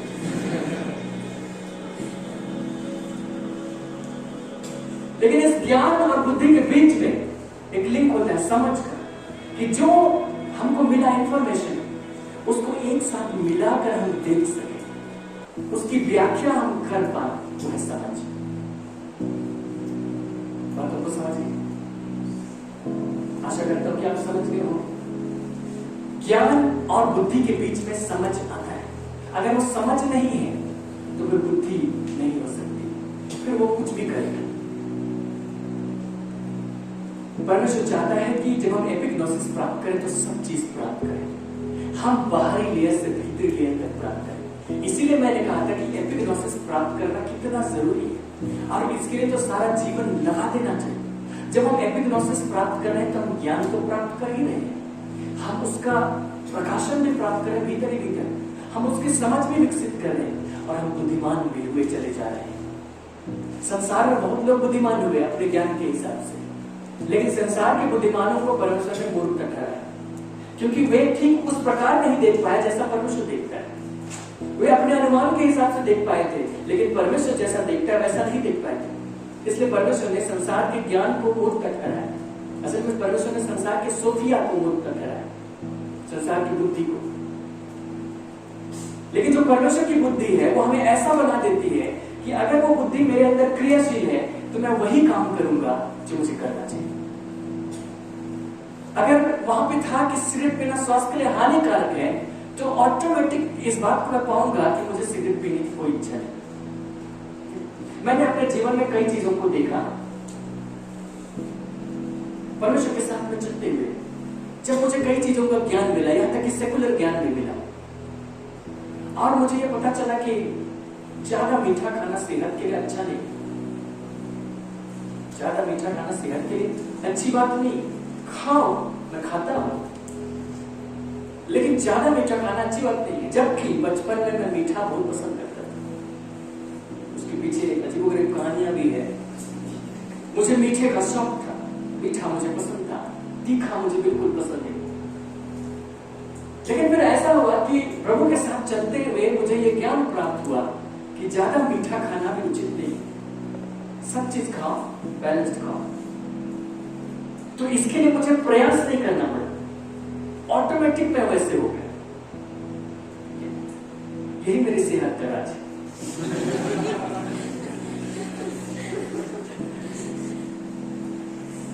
और जिस बुद्धि की मैं बात कर रहा हूं वो ऐसी ही है कि जब आप ज्ञान प्राप्त करते हैं तो उसको प्रैक्टिस में डालने के लिए आपको मेहनत नहीं करनी पड़ती, आप ऑटोमेटिक वो हो जाते हैं। हालेलुया। परमेश्वर के वचन से भी जो ज्ञान आता है, अगर आप में वो बुद्धि क्रियाशील हो तो आपको उसको प्रैक्टिस करने के लिए मेहनत नहीं करनी पड़ेगी। आपको ये नहीं होगा कि बुद्धि की व्यवस्था से तो मैं परमेश्वर की व्यवस्था से प्रसन्न रहता हूं, लेकिन जो भीतर में कोई बसा हुआ है वो मुझे करने नहीं देता, वो मुझे प्रैक्टिस करने नहीं देता, वो मुझे रोक देता है, मुझे बाधा डालता है। ऐसा नहीं होगा। जब आप उस सोफिया को प्राप्त करते हैं तो जो ज्ञान आपने प्राप्त किया उसको आप प्रैक्टिकली जी लेते हैं, बिना किसी मेहनत के, बिना किसी संघर्ष के, स्वतः ही जीते हैं, और जीवन बड़ा आनंददायक हो जाता है। आपका भीतर आपका बाहर दोनों एक समान, कोई संघर्ष नहीं। जो आपने सुन लिया उसी को जिए चले जा रहे हैं। और जब तक ऐसा नहीं होगा तो फिर यही होगा कि आप सुनेंगे फिर संघर्ष करेंगे, सुनेंगे और संघर्ष करेंगे, क्योंकि आपसे कहा गया था कुछ, लेकिन करने की नौबत आती तो टेंडेंसी कुछ और चीज के लिए है। आपको कहा गया था पूरब जाओ और पश्चिम की तरफ भी चलने की आदत है, तो संघर्ष होता है, किधर जाए, इधर जाए, इधर जाए, चलो पश्चिम ही जाते हैं। ऐसा नहीं होगा। जब विजडम होगा, जब सोफिया होगा, जो आपके अंदर में प्राप्त होगी, परमेश्वर एपिग्नोसिस देने के साथ साथ उन सारी चीजों को देता है, तो जब आपके अंदर वो होगा आप स्वतः ही उस काम को करेंगे। उसने कहा था वे यहोवा के सिखाए हुए होंगे, उसका मतलब है संघर्ष नहीं करेंगे। उनको उनमें से किसी को ये कहना नहीं पड़ेगा कि यहोवा को जानो, क्योंकि वे स्वतः ही इस काम को करेंगे। उनको बाहर से टोकना नहीं पड़ेगा, उनके भीतर से ये आता है। इसलिए मैंने कहा था कि जो एपिग्नोसिस है वो एक ऐसा ज्ञान है जो ज्ञान को जानने वाले के साथ में जोड़ देता है। ऐसा नहीं होगा कि ज्ञान वहां है और आप वहां हैं और आप उसको बाहर से जान रहे हैं, आप उसको आमने सामने जान रहे हैं, शब्दों में जान रहे नहीं, आप मिलकर एक हो जाते हैं, आप बस उस ज्ञान को जीते हैं। अब सवाल है कि हम उस एपिग्नोसिस को कैसे जिए, कैसे प्राप्त करें। हम लोगों ने परमेश्वर के वचन पर ध्यान करने के तरीके को सीखा है, लेकिन एक और तरीका है जिसको प्रेरित पतरस ने अपनी पत्री में लिखा है, अपनी आखिरी पत्री में लिखा है, जिसको उसने मरने से पहले लिखा, और हम लोग वहां पहुंचकर उसको देखेंगे और खत्म करेंगे। दूसरा पतरस और उसके अध्याय 1, पिछली बार हमने पद 2 और पद 3 देखा था, और हमने ये देखा था कि एपिग्नोसिस कितना आवश्यक है, क्योंकि उस एपिग्नोसिस के द्वारा परमेश्वर अनुग्रह और शांति को हमारे जीवन में बढ़ाता है। क्योंकि उस एपिग्नोसिस के द्वारा जो कुछ जीवन और भक्ति से संबंधित है परमेश्वर ने हमें दिया है, इसलिए ये एपिग्नोसिस प्राप्त करना बहुत जरूरी है। और पतरस को ये मालूम पड़ा, ये अच्छा लगा, ये उचित जान पड़ा कि वो तरीका बताया कि वो एपिग्नोसिस प्राप्त करे। अब जो पतरस का तरीका है वो प्रेरित पौलुस जैसा तरीका बताता है, उससे थोड़ा सा अलग होगा। और इसलिए हम लोग पद 5 से पढ़ते हैं, लिखा है, इसी कारण तुम सब प्रकार का यत्न करके अपने विश्वास पर सद्गुण, सद्गुण पर समझ, समझ पर संयम, संयम पर धीरज, धीरज पर भक्ति, और भक्ति पर भाईचारे की प्रीति, और भाईचारे की प्रीति पर प्रेम बढ़ाते जाओ। क्योंकि यदि ये बातें तुम में वर्तमान रहे और बढ़ती जाएं, तो तुम्हें हमारे प्रभु यीशु मसीह की एपिग्नोसिस में निकम्मे और निष्फल न होने देंगे। पहचान के लिए जो शब्द है वो है एपिग्नोसिस। उसने कहा कि परमेश्वर ने हमें अपनी महिमा और अपने सद्गुण के द्वारा बहुत ही बड़ी और बहुमूल्य प्रतिज्ञाओं को दिया है, बड़ी और बहुमूल्य प्रतिज्ञाओं को दिया है, ताकि उनके द्वारा तुम सड़ाहट से छूटकर ईश्वरीय स्वभाव के संभाल हो जाओ। तो जब प्रतिज्ञाएं हमको मिली तो हम उस सड़ाहट से छूट गए। पिछली बार हमने अनुमान पढ़ा था, आप उस दूषण से बच गए हैं, बोल के अनुमान हमने पढ़ा, ईश्वरीय स्वभाव के संभागी हम हो गए अगर हमने प्रतिज्ञाओं को प्राप्त किया है तो। इसका मतलब यही है, सीधे शब्दों में, अगर हमने उन प्रतिज्ञाओं को प्राप्त किया है, इसका मतलब पुराने मनुष्यत्व से छुटकारा पा लिया, जो यहां पर लिखा था कि ताकि इनके द्वारा तो उस सड़ाहट से छूटकर जो संसार की बुरी अभिलाषाओं से होती, ये तो पुराना मनुष्यत्व है, इससे छूट गए और नया मनुष्यत्व पा गए जो ईश्वरीय स्वभाव में बनाया गया है। तो ये बातें हमारे अंदर हैं, बेसिक। सबसे पहले इसको समझ लीजिए, जब इतना है तभी जाके इसके आगे आप कुछ कर पाएंगे, अगर नहीं है तो नहीं कर पाएंगे। अगर आपका पुराना मनुष्यत्व पहले ही नहीं हटाया गया है और नया मनुष्यत्व नहीं डाला गया है, तो आप फिर इसके आगे नहीं कर पाएंगे। लेकिन जो भी व्यक्ति यीशु मसीह को अपना जीवन दे चुका है, उस पर भरोसा करके उसके काम पर, उसका पुराना मनुष्यत्व हटा दिया गया है और नया मनुष्यत्व डाल दिया गया है, इसलिए वो कर सकता है। इसलिए उसने कहा, इस कारण तुम सब प्रकार का यत्न करके, अब यत्न घटने ना पाए, सबसे महत्वपूर्ण, यत्न घटने ना पाए। कई बार ऐसी नौबत होगी जब आपको लगेगा करते करते थक गए, कुछ नहीं हो रहा, छोड़ देते हैं, आपका यत्न घटने ना पाए। सब प्रकार का यत्न करके अपने लिए उपाय कीजिए। जब आप कोई प्रैक्टिस करते हैं, आत्मिक प्रैक्टिस, जब आप ध्यान में जाने की कोशिश करते हैं और परमेश्वर की आत्मिक राह में चलने की कोशिश करते हैं, बहुत कुछ ऐसा होगा जो आपको पीछे खींचेगा। आपको तय करना पड़ेगा कि मैं क्या करूं, आपको चुनना पड़ेगा, योजना बनानी पड़ेगी, युक्ति निकालनी पड़ेगी कि आप क्या करें। सब प्रकार का यत्न कीजिए और क्या कीजिए, विश्वास पर सद्गुण बढ़ाइए। विश्वास सबसे बेसिक है, विश्वास के द्वारा ही अनुग्रह से हमारा उद्धार है। लेकिन सिर्फ विश्वास करते रहने के लिए परमेश्वर ने हमें नहीं बुलाया, सिर्फ विश्वास करते हुए मर जाने के लिए नहीं बुलाया, लेकिन उसके ऊपर कुछ आना चाहिए। विश्वास पर सद्गुण, सद्गुण का अर्थ क्या है? सद्गुण का अर्थ है वो स्वभाव, ईश्वरीय स्वभाव, अच्छा स्वभाव जो हमें दिया गया नए मनुष्यत्व के रूप में, वो बाहर आना चाहिए। जब आप कह रहे हैं कि मैं धर्मी ठहराया गया हूं, मैं पवित्र किया गया हूं, मैं सिद्ध किया गया हूं, मुझ में नया मनुष्यत्व दिया गया है, तो सिर्फ कहने के लिए नहीं है, उसको आप कोशिश कीजिए। हो सकता है शुरू में संघर्ष हो, फिर भी आप कोशिश कीजिए कि वो आपके बाहर प्रकट होने लगे। उस व्यक्ति का कहना था कि मुझे अपने अंगों में दूसरे प्रकार की व्यवस्था दिखाई पड़ती, जो बुद्धि की व्यवस्था से लड़ती, अंगों में दूसरे प्रकार की व्यवस्था। अब हम क्या कह रहे हैं, अब हम भीतर तक भले ही नहीं पहुंचे हैं पूरी तरह, लेकिन हम अपने अंगों को समेट रहे हैं, अपने अंगों को किसी और की अधीनता में नहीं रख रहे।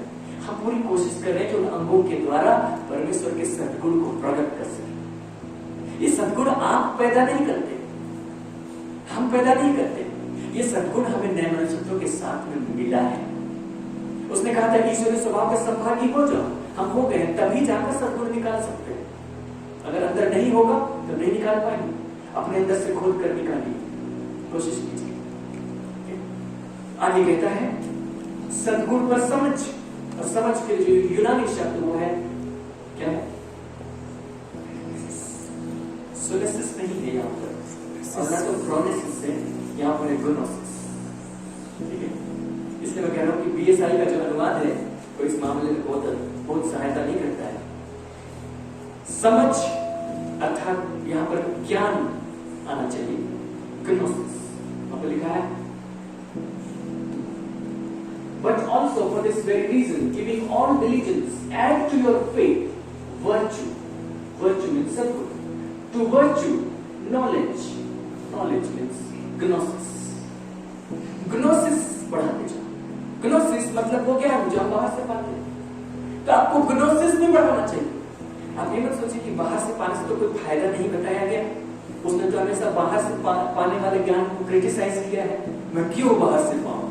आप बैठ जाएंगे परमेश्वर के पास, वही अंदर से प्रकट करें। नहीं, तरीका वो नहीं। आपको ग्नोसिस पाना होगा। अगर आत्मिक बातों में आप पढ़ना चाहते हैं तो ग्नोसिस यहां से ही मिलेगा, पवित्र शास्त्र से। आप उसको पढ़िए, ग्नोसिस अर्जित कीजिए। संसार का भी जो ग्नोसिस है, जो आपके सब्जेक्ट्स हैं, जो आप पढ़ते हैं, आपके बहुत सारे चीजों से संबंधित होंगे, उनको आप पढ़िए, ग्नोसिस प्राप्त कीजिए। संसार में अगर आप उन्नति प्राप्त करना चाहते हैं और चाहते परमेश्वर आपको उत्तम स्थान में ले जाए, तो आपको ग्नोसिस प्राप्त करना चाहिए। अगर आप चाहते हैं कि आप आईएएस बने, तो सिर्फ मैट्रिक पास कर लेने से काम नहीं चलेगा। आपको कुछ और ग्नोसिस चाहिए जो कॉलेज में मिलता है, वहां की किताबें पढ़नी पड़ेगी, तभी जाके आप वहां पहुंच पाएंगे। अगर नहीं पढ़ेंगे तो फिर आप किस आधार पर विश्वास करेंगे? मैं विश्वास करता हूं मुझे मैट्रिक के बाद भी परमेश्वर आईएएस बना सकते हैं। उठपटांग विश्वास कीजिए। उसने कुछ भी मान लो ऐसा नहीं कहा था, पवित्र शास्त्र के आधार पर विश्वास करें। तो ग्नोसिस प्राप्त कीजिए। ग्नोसिस प्राप्त करना हमारी जिम्मेदारी है। उसके लिए हमको 5 फैकल्टी दिए गए हैं, मतलब 5 इंद्रियां दी गई है ना, आंख, नाक, मुंह, कान, सब कुछ हम वहां से प्राप्त करते हैं, प्राप्त करते जाते हैं जितना हमसे होगा, क्योंकि वही ग्नोसिस बाद में एपिग्नोसिस होगा। हालेलुया। तो ग्नोसिस आपके पास नहीं होगा तो क्या खाक एपिग्नोसिस होगा। तो ग्नोसिस आप इंतजाम कीजिए, आप उससे बच नहीं सकते। तो अपने सद्गुण पर ज्ञान बढ़ाइए, समझ बढ़ाइए। फिर लिखा समझ पर संयम। जैसे जैसे आप ज्ञान बढ़ाते हैं, पवित्र शास्त्र का ज्ञान आपको आने लगेगा, तो आपके अंदर में एक प्रकार की बात आएगी, एक सोच आएगी कि मुझे औरों से ज्यादा पता है, आती है। हमारे साथ में एक बाल है, वो एक कहानी बताती है, एक घटना होता है कि जब वो स्कूल में पढ़ती थी, तो स्कूल में उसको ये पढ़ाया गया कि आजादी के समय में भारत से ही पाकिस्तान अलग हुआ था। तो उसको ये ज्ञान प्राप्त हुआ कि भारत से ही पाकिस्तान अलग हुआ, उसके पहले उसको पता नहीं। तो जब वो स्कूल से लौटी, नई चीज थी, उसने लोगों को बताना शुरू किया, तुमको पता है भारत से ही पाकिस्तान अलग हुआ। अपने घर में उसने बताया, अपने पड़ोस में चली गई, वहां पर उसने बताया, तुमको पता है भारत से ही पाकिस्तान अलग हुआ। दूसरों को भी हो सकता है पता होगा, लेकिन जब आप चीजों को कई बार जानते हैं तो स्वाभाविक रूप से ऐसा होता है। आत्मिक दुनिया में भी ऐसे ही है। जब आप पवित्र शास्त्र का थोड़ा सा ज्ञान प्राप्त कर लेंगे, और अगर आप अपने परिवार से यहाँ आते हैं, ठीक है, परिवार से मान लिया आप अकेले आते हैं, आपके परिवार के लोग नहीं आते, फिर आप देखेंगे कि आपके परिवार के लोग तो उतना नहीं जानते जितना आप जानते हैं। फिर आपको लगेगा कि ये क्या जानते हैं। आपको संयम की जरूरत होगी कि ये जो ज्ञान प्राप्त हो रहा है तो आप संयम रखें। आप अपने आप को अधजल गगरी छलकत जाए मत करें।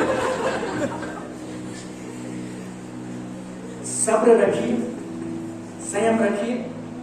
अभी वक्त नहीं आया है, आएगा। अभी एपिग्नोसिस तक नहीं पहुंचे, अभी थोड़ा वक्त है, थोड़ा सब्र कीजिए। लेकिन जब ये होगा तो आपको ये एहसास होने लगेगा।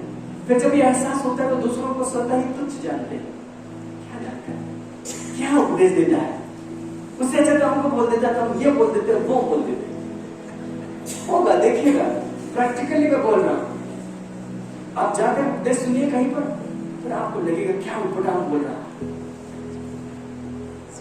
बोलता है। पर ज्ञान पर, समझ पर संयम, संयम रखिए, संयम रखिए। और संयम पर धीरज, धीरज रखिए। धीरज का क्या अर्थ होता है? धीरज का अर्थ होता है ऐसी अवस्था जिसमें हम परमेश्वर की बात जोड़े, चाहे कि परमेश्वर हस्तक्षेप करे, परमेश्वर काम करे, लेकिन ऐसा लगता है कि परमेश्वर चुपचाप में कुछ नहीं करे। उस परिस्थिति में परमेश्वर जैसा चाहता है हम वैसे ही बने हुए हैं, तो वो है धीरज, पेशेंस। कई बार क्या होता है, लोगों का धीरज चूक जाता है। उसने कहा खड़े बने रहो, अब मेरे साथ वाले बिना खड़ाई किए हुए चले गए। सब लोगों ने चीटिंग की, एग्जाम पास हो गए। मैं कब तक बिना चीटिंग किए रहूंगा? प्रार्थना तो कर रहे हैं लेकिन कुछ हो नहीं रहा। कई बार लोगों के साथ ऐसा होता है।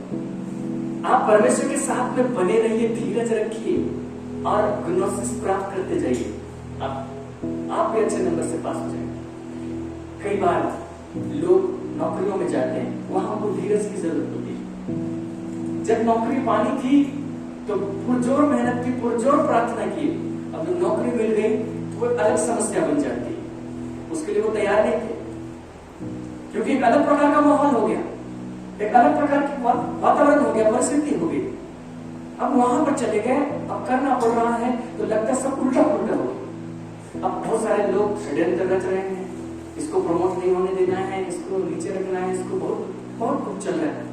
और आप सोचेंगे कि क्या हो रहा है प्रभु, मैं तो प्रार्थना कर रहा हूं। अब वहां पर आपको धीरज की जरूरत पड़ेगी कि जब आप देखें कि आपकी इच्छा के समय में चीजें नहीं हो रही हैं, उस समय भी आप वैसे ही बने रहें जैसा आप बने हैं। इसको आप अपने भीतर से खोद कर निकाल सकते हैं। अपने भीतर जो ईश्वरीय स्वभाव डाला गया है वहां से खोद कर निकाल सकते हैं। बहुत मामलों में ऐसा होगा, धीरज की जरूरत है। और उसने आगे कहा धीरज पर भक्ति। जो धीरज तक है ये बाहरी लेयर तक है, ठीक है। जब हमने कहा सद्गुण, हमने कहा सद्गुण पर समझ अर्थात ज्ञान, समझ पर संयम, संयम पर धीरज, ये बाहरी लेयर से संबंधित है। अब इसके भीतरी लेयर से संबंधित बातें यहां पर आती हैं। उसने कहा धीरज पर भक्ति। भक्ति मनुष्य के बीच में नहीं होती कि मैं आपका भक्त हूं, आप मेरे भक्त हैं। मेरे भक्त कभी मत बनिए, मैं कभी नहीं चाहता। ना किसी और के भक्त बनिए। आपकी भक्ति सिर्फ परमेश्वर के लिए हो। और ये जो भक्ति है वैसा नहीं कि मन ही मन से भक्ति करें, आपकी भक्ति प्रकट हो। आप ये मत कहिए कि हाँ विश्वास करते नॉर्मली इतना तो हो ही जाता है, उतना ही से चलते रहे। आपकी भक्ति जो है वो साकार रूप ले, आपकी भक्ति दृश्य रूप ले। आप कहेंगे कि हाँ लेटे लेटे में प्रार्थना करने से हो जाता है, तो आप उस जो सुविधा दी गई है उसका दुरुपयोग मत कीजिए। जब परिस्थिति है तो लेटे लेटे प्रार्थना कीजिए, लेकिन लेटे लेटे प्रार्थना करना आदत मत बना लीजिए। इसका मतलब है कि आप भक्ति ठीक से नहीं कर रहे। अगर आप ठीक से भक्ति कर रहे हैं तो आप सही तरीके से प्रार्थना करेंगे। आप अपने शरीर को उसी कंडीशन में लेकर आएंगे।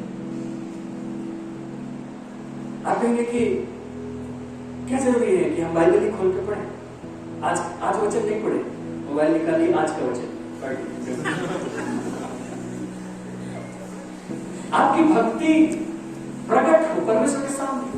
यदि आप जो भक्ति है तो आप वाकई उसको पढ़िए, समय निकाल कर कि मैं उसको पढ़ना चाहता हूं, मैं उसको जानना चाहता हूं, मैं उसको समय देना चाहता हूं। जब आप भक्ति की बात करें तो ये बातें आती हैं। उसी प्रकार उसी भक्ति में उपवास भी आता है। अरे बिना उपवास के तो हो जाता है, वो सब मिल ही गया, तो हम क्यों उपवास करें? नहीं, अगर आपकी भक्ति है तो आप उपवास भी करेंगे। बहुत कुछ है वहां भक्ति में। आप उसकी स्तुति करेंगे, प्रशंसा करेंगे। आप ये नहीं कि जब यहां आते उसी समय गाएंगे, तो यहां से चले गए तो कभी नहीं गाएंगे, न तो गुनगुनाएंगे। नहीं, अगर आपकी भक्ति है तो आप उसके लिए गाएंगे, दिल से गाएंगे, अकेले उसके गुनगुनाएंगे, आपकी भक्ति प्रकट हो। ये आपके भीतरी लेयर से संबंधित है जो सीधे परमेश्वर से जुड़ता है। वहीं पर तो जब भक्ति होगी तभी जाकर तो अपोकलिप्स तो होगा। भक्ति ही नहीं होगी तो कहां पर अपोकलिप्सिस होगा? बाहरी लेयर में अपोकलिप्सिस नहीं होता है, बाहरी लेयर में गिनोस्को नहीं होता है, आइडो नहीं होता है। जहां भक्ति आएगी वहीं पर हो सकता है। भक्ति आपका समय मांगती है, उसके लिए आपको समय देना ही पड़ेगा, वहां से कोई नहीं बच सकता। इसलिए धीरज पर भक्ति, भक्ति पर भाईचारे की प्रीति, भाईचारे की प्रीति अर्थात फिलाडेल्फिया। फिलाडेल्फिया ऐसा मत समझिए ये तो देश का नाम है भी, लेकिन फिलाडेल्फिया का मतलब होता है भाईचारे की प्रीति। क्योंकि फिलो मतलब प्रेम, अडेल्फोस मतलब ब्रदर, ब्रदरली लव, भाईचारे की प्रीति मतलब वो प्रेम। हम कोशिश कर रहे हैं कि मेरे जितने लोग हैं, मेरे साथी जितने हैं, उनके साथ हम भाईचारे की प्रीति रखें। ऐसा संबंध रखें जिसमें हम मित्रवत हैं, ऐसा संबंध रखें जिसमें हम भाई के समान हैं और हम भाई के समान एक दूसरे की केयर कर रहे हैं। प्रेम के लिए यूनानी में कई शब्द है, उसमें फिलियो भी है, जिसे फिलाडेल्फिया बनाया भाईचारे की प्रीति। तो उसने कहा भाईचारे की प्रीति रखो। जब भाईचारे की प्रीति है इसका मतलब पूरे कलीसिया से संबंध है, पूरे झुंड से संबंध है, जो आपका झुंड है उससे संबंध है, क्योंकि वहीं पर आपके भाई है। अब वहां नहीं लिखा कि भाईचारे की प्रीति रखो, क्योंकि अडेल्फोस मतलब भाई ही होता है, बहन नहीं होता है। लेकिन फिर भी आप आत्मा में ही देखें और आप एक दूसरे के लिए उसी प्रकार समझे। भाईचारा मतलब ये नहीं कि बहनें नहीं कर सकती, भाईचारा बहनों के बीच भी होता है। तो ऐसा प्रेम रखिए एक दूसरे के साथ में, मानो एक दूसरे के भाई और बहन हैं, एक दूसरे के मित्र हैं। और वो प्रेम एक दूसरे को शेयर करना सिखाएगा, एक दूसरे का बोझ उठाना सिखाएगा। वो प्रेम एक दूसरे के लिए प्रार्थना करना सिखाएगा। वो प्रेम स्वार्थी होने से रोकेगा और नहीं तो सिर्फ अपने आप से प्रेम करेंगे, मुझे चाहिए मुझे चाहिए। लेकिन जब आप दूसरे से प्रेम करने लगेंगे भाई के समान, तो आप दूसरे के लिए समय देने लगेंगे, दूसरे के लिए जीना सीखेंगे। क्योंकि जब आप एपिग्नोसिस प्राप्त करेंगे तो फाइनली आप वहीं पर पहुंच जाएंगे जहां पर आप खुद को खो देते हैं और आप दूसरे के लिए जीते हैं। तो फिलाडेल्फिया आप में चाहिए जो प्रकट हो, और ये फिलाडेल्फिया भी आप पैदा नहीं कर सकते, वो भी आपके भीतर से ही निकालना होगा, उसी नए मनुष्यत्व से, उसी ईश्वरीय स्वभाव से जो परमेश्वर ने दिया है। कई बार ऐसी नौबत आएगी जब आपको लगेगा कि अभी तो हम ये प्रीति नहीं दिखा सकते। कैसे दिखा सकते? उसने मेरी इजाजत के बिना मेरा सामान उठा लिया। अगर आपके घर में कई भाई बहन होंगे और आप सोच रहे थे कि अभी आप उसको उपयोग करें, आपके भाई ने उसको ले लिया आपसे बिना पूछे, कैसे प्रेम कर सकते? पूछना चाहिए था। लेकिन ऐसी ही परिस्थिति में आपको उस प्रेम को, उस भाईचारे की प्रीति को रिलीज करने का मौका मिलता है। अगर सब कुछ सहज चल रहा है तो कहां मौका मिलता है? सब कुछ ठीक ही, लेकिन जब नकारात्मक परिस्थिति होती है तभी मौका होता है, उसी समय आपको करना चाहिए। और उसने कहा भाईचारे की प्रीति पर प्रेम बढ़ाते जाओ, अगापे बढ़ाते जाओ। ऐसा प्रेम जैसा परमेश्वर हमसे करता है, ऐसा प्रेम जो निस्वार्थ है, जिसमें हम अपने लिए नहीं चाहते, हम सिर्फ देते हैं। जैसे परमेश्वर ने दिया, जब भी परमेश्वर ने प्रेम किया उसने दिया। जब भी परमेश्वर का प्रेम का जिक्र है वहां देने का जिक्र है। परमेश्वर ने जगत से ऐसा प्रेम किया कि अपने इकलौता पुत्र दिया। प्रेम इसमें नहीं कि हमने परमेश्वर से प्रेम किया, प्रेम इसमें है कि परमेश्वर ने हमसे प्रेम किया और हमारे लिए अपने पुत्र को दिया। इससे बड़ा प्रेम किसी का नहीं कि कोई अपने मित्रों के लिए अपना प्राण दे। प्रेम का संबंध देने से है, लेने से नहीं। अगापे का संबंध। और आप देने की कोशिश कीजिए, हमेशा पाने की कोशिश करते हैं। किसी को मिले ना मिले मुझे मिल जाना चाहिए। आप देने की कोशिश कीजिए, मुझे ना मिले कोई बात नहीं, किसी और को मिल जाए। वहीं पर अगापे परमेश्वर ने ऐसा ही किया। और जब उसने ऐसा किया तो मरना पड़ गया, उसको मरना पड़ गया, वहां पर पहुंचे। और इसलिए मैंने कहा कि जब हम अगापे अंतिम में पहुंच जाते हैं, खुद को खोते हैं। जब हम इसकी प्रैक्टिस कर रहे हैं, वहां पर लिखा था ऐड टू योर फेथ। ऐसा नहीं होगा कि एक ही बार में आप पूरा संयम हो गया, एक ही बार में पूरे भाईचारे की वृद्धि, एक ही बार में अगापे नहीं है, ऐसा नहीं। ऐड करेंगे। और उसने पद 8 में क्या कहा, जब ये बातें तुम्हें वर्तमान हो और बढ़ती जाए, मतलब ये बातें धीरे धीरे करके बढ़ेंगी। पहले आएगा विश्वास, विश्वास पर सद्गुण, थोड़ा सा सद्गुण, फिर उस थोड़े सद्गुण पर थोड़ी सी समझ अर्थात ज्ञान, समझ पर संयम अर्थात उस ज्ञान पर संयम, संयम पर धीरज, धीरज पर भक्ति, भक्ति पर भाईचारे की वृद्धि, उसके ऊपर प्रेम। सब थोड़ा थोड़ा बढ़ेगा। फिर जब इतना बढ़ गया, फिर आपका सद्गुण और बड़ा होगा, फिर और सब चीज बड़ा होगा। Add to your faith. एपिकोरेको, जब हम यूनानी शब्द देखते हैं ऐड के लिए, बढ़ाते जाओ, शब्द है एपिकोरेको। एपिकोरेको, कोरेको मतलब जिसे कोरियोग्राफी शब्द होता है। कोरियोग्राफी मतलब जैसे नाटक का मंचन होता है, और वहां पे एक पात्र ऐड करते जाते, कहानी खूबसूरत होती जाती है, देखने वाले देखते हैं। तो पतरस कह रहा है कि ये जो रंगमंच है, ये जो कोरियोग्राफी हो रही है, उसमें तुम ही स्पॉन्सर करो, तुम ही ऐड करो। क्या क्या ऐड करो? विश्वास तो है ही, वहीं पर खत्म नहीं। सद्गुण को ऐड कर दो, वो आएगा, अपना रोल निभाएगा और रोल निभाता रहेगा। फिर ज्ञान को ऐड कर दो, फिर वो अपना रोल निभाएगा। ऐसे करते करते अगापे को ऐड करो, सब अपना रोल निभाएंगे।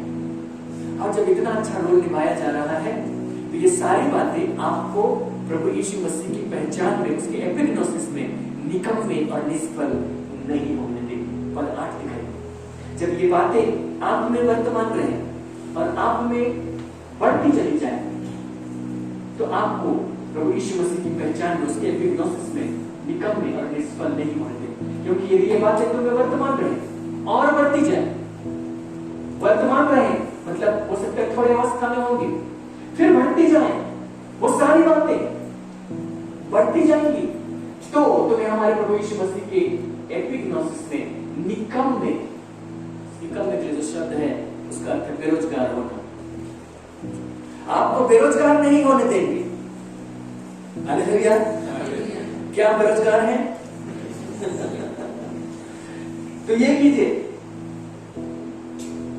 जब ये बातें, आपका रोजगार वाला रोजगार अलग है, लेकिन प्रभु यीशु मसीह की पहचान में आपको रोजगार रहित नहीं होने देंगे, मतलब निकम में जिसको कोई काम नहीं, निठल्ला बैठा रहता है, ऐसे नहीं होंगे आप, जिसका कोई काम नहीं, जो कहते हैं कि काम का ना काज का, दुश्मन अनाज का, है ना?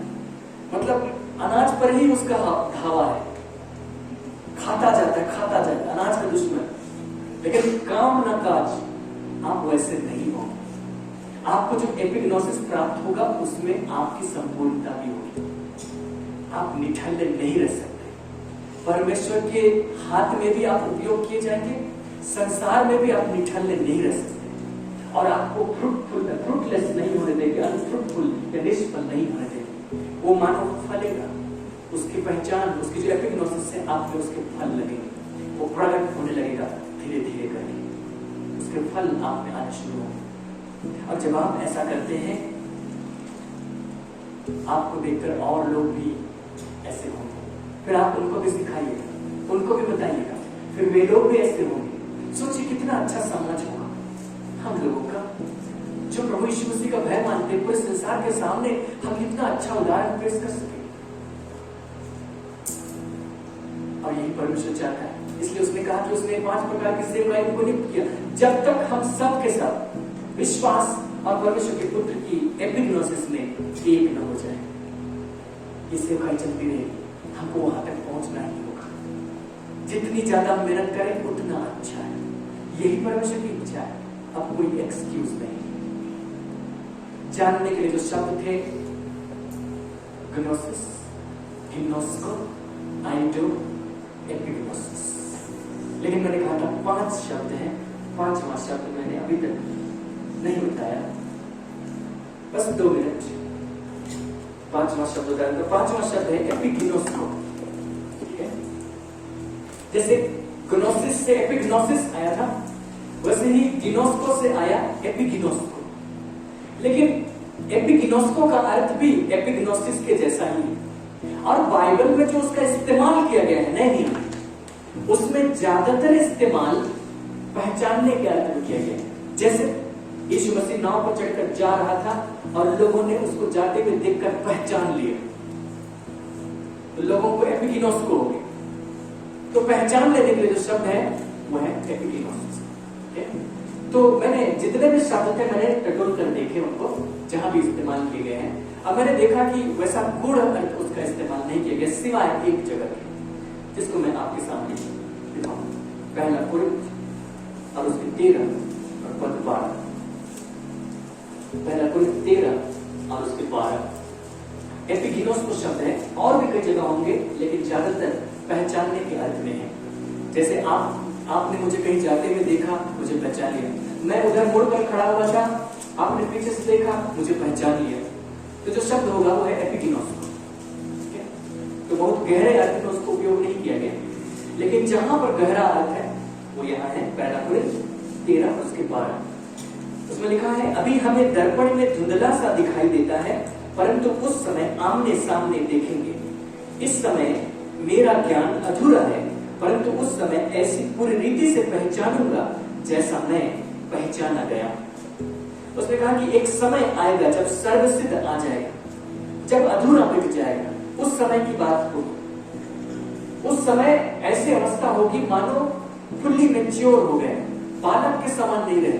क्योंकि जब तक मैं बालक के समान था, बालकों की सी बातें बोलता था। आप भी जब छोटे थे तो सब छोटे छोटे बच्चों के समान ही बोलते थे, आपको भी लोग तुतला के ही बोलते थे, ऐसे मत करो हिल जाओगे। तो जब आप छोटे थे तो आपको ऐसे ही बोला जाता था, और आप भी ऐसे ही बोलते। फिर जब आप बड़े हो गए तो आप ऐसे नहीं बोलते। कभी आप अपने दोस्तों के बीच में जाइए, वैसे बोल के तो दिखाइए, सब आप पे हंसने लगेंगे, क्योंकि आप बड़े हो गए। तो प्रेरित पौलुस कह रहा है कि अभी जो हमारी स्थिति है वो ऐसी है जिसमें बालकों के समान, लेकिन एक ऐसी स्थिति आएगी जो सर्वसिद्ध की स्थिति होगी। उस समय बालकों की सी स्थिति नहीं होगी। और उसी समय और अभी के समय को तुलना करते हुए कहते हैं, अभी तो हमें दर्पण में धुंधला सा दिखाई देता है। दिखता है धुंधला सा? किस साफ साफ दिखता है दर्पण में? उसने लिखा अभी तो हमें दर्पण में धुंधला सा दिखाई देता। जब भी आप व्याख्या करें, आप वहां जरूर पहुंचे जहां जिन लोगों को लिखा गया था। 2000 साल पहले जरूर पहुंचिए। उनके पास हमारे जैसा दर्पण नहीं था। वो लोग धातु को ही रगड़ करके ऐसा बना देते थे कि उसमें अपना चेहरा देख सके, जैसे आप स्टील की थाली में अपना चेहरा देख सकते। पुराने नियम में पीतल के दर्पण होते थे, उसी पीतल के दर्पण से हौदी बनाई गई थी। हौदी तो पीतल को अगर घिस दिया जाए चिकना, उसके सामने आप खड़े होंगे, कुछ आकृति आपको दिखाई दे, कुछ वस्त्र आपने पहने हैं, उस आकृति को थोड़े बहुत देख सकते हैं, लेकिन धुंधला। तो 2000 साल पहले भी ये सब कुछ उतना विकसित नहीं था कि कांच लगा के उस पर पारे से पेंट किया जाए, चांदी से पेंट किया जाए, नहीं डेवलप हुआ। जो भी आईना था उसमें धुंधला ही दिखता, इसलिए उसने कहा अभी तो हमें दर्पण में धुंधला सा दिखाई देता है। जो कुछ हमें दिखता है वो मानो धुंधला सा है, लेकिन जब सर्वसिद्ध की स्थिति होगी तो क्या होगा? उस समय आमने सामने देखेंगे, कोई दर्पण नहीं, कोई धुंधलापन नहीं, आमने सामने देखेंगे। इस समय मेरा ज्ञान अधूरा है, परंतु उस समय मैं ऐसी पूरी रीति से एपिगिनोस को करूंगा जैसा मैं पहचाना गया, पूरी रीति से एपिगिनोस को करूंगा। वो उस पार की बात हो जाएगी। एपिग्नोसिस के साथ में ही ये जुड़ा है।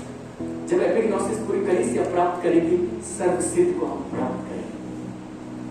फिर हमको यहां से उठा लिया जाएगा। जब उठा लिया जाएगा तो एपिगिनोस को होगा। दर्पण में धुंधला सा दिखता था, परमेश्वर के बारे में कहा गया था, हम सुनते थे, पर हमारे सामने सब कुछ खुला खुला हो जाएगा। एपिगिनोस को हो जाएगा, पूरी तरह से जान जाएंगे। हम जैसे जान लिए गए, परमेश्वर ने जब हमको जाना है तो हमको आधा अधूरा नहीं जाना, ऐसे नहीं कि हमको आधा अधूरा समझा, उसने हमको पूरी तरह से जान लिया। हम भी ऐसे ही जान लें चीजों को, अपने आप को, एपिगिनोस को। परमेश्वर आपकी सहायता करें कि आप एपिग्नोसिस प्राप्त करें, और उसके लिए जो भी माध्यम है आप उपयोग में लाएं, जो भी तरीका है आप उपयोग में लाएं। ये परमेश्वर की मर्जी है, उसकी कलीसिया के लिए, हमारे लिए। आइए हम लोग प्रार्थना करें। प्रेमी अनुग्रहकारी पिता, हम आपका धन्यवाद करते हैं आज की शाम जब हम आपके चरणों में हैं, आपके जीवित और सामर्थ्य वचन को सुन रहे हैं। प्रभु, आपने ये अनुग्रह दिया कि हम एपिग्नोसिस के विषय में अध्ययन पूरा करें, और तूने इस बात को हमारे लिए ऐसा ठहराया कि जब हम एपिग्नोसिस प्राप्त करेंगे, हम संपूर्णता को प्राप्त करेंगे, हम उस ज्ञान को जी सकेंगे, संपूर्णता से जी सकेंगे। हम सोफिया के साथ में चलेंगे, हम आइडो के साथ में चलेंगे, हम गिम्नोस्को के साथ में चलेंगे, हम अपोकलिप्सिस से गुजरते चले जाएंगे, हम ग्नोसिस प्राप्त करते चले जाएंगे। पिता, हमारे बाहर का जो जीवन है वो भी अद्भुत होता चला जाएगा। हम निकम्मे और निष्फल नहीं होंगे। हम प्रभु यीशु मसीह के पूर्ण एपिग्नोसिस को प्राप्त करने पाएंगे। पिता, इन हर एक भाई बहनों को मदद कीजिए कि वे इन पूर्ण बातों को जानने पाए, पूर्ण समझ को प्राप्त करें, पूर्ण ज्ञान को प्राप्त करें, एपिग्नोसिस को प्राप्त करें, तेरी इच्छा पूरी होने पाए। यीशु मसीह के नाम में मांगते हैं, आमीन।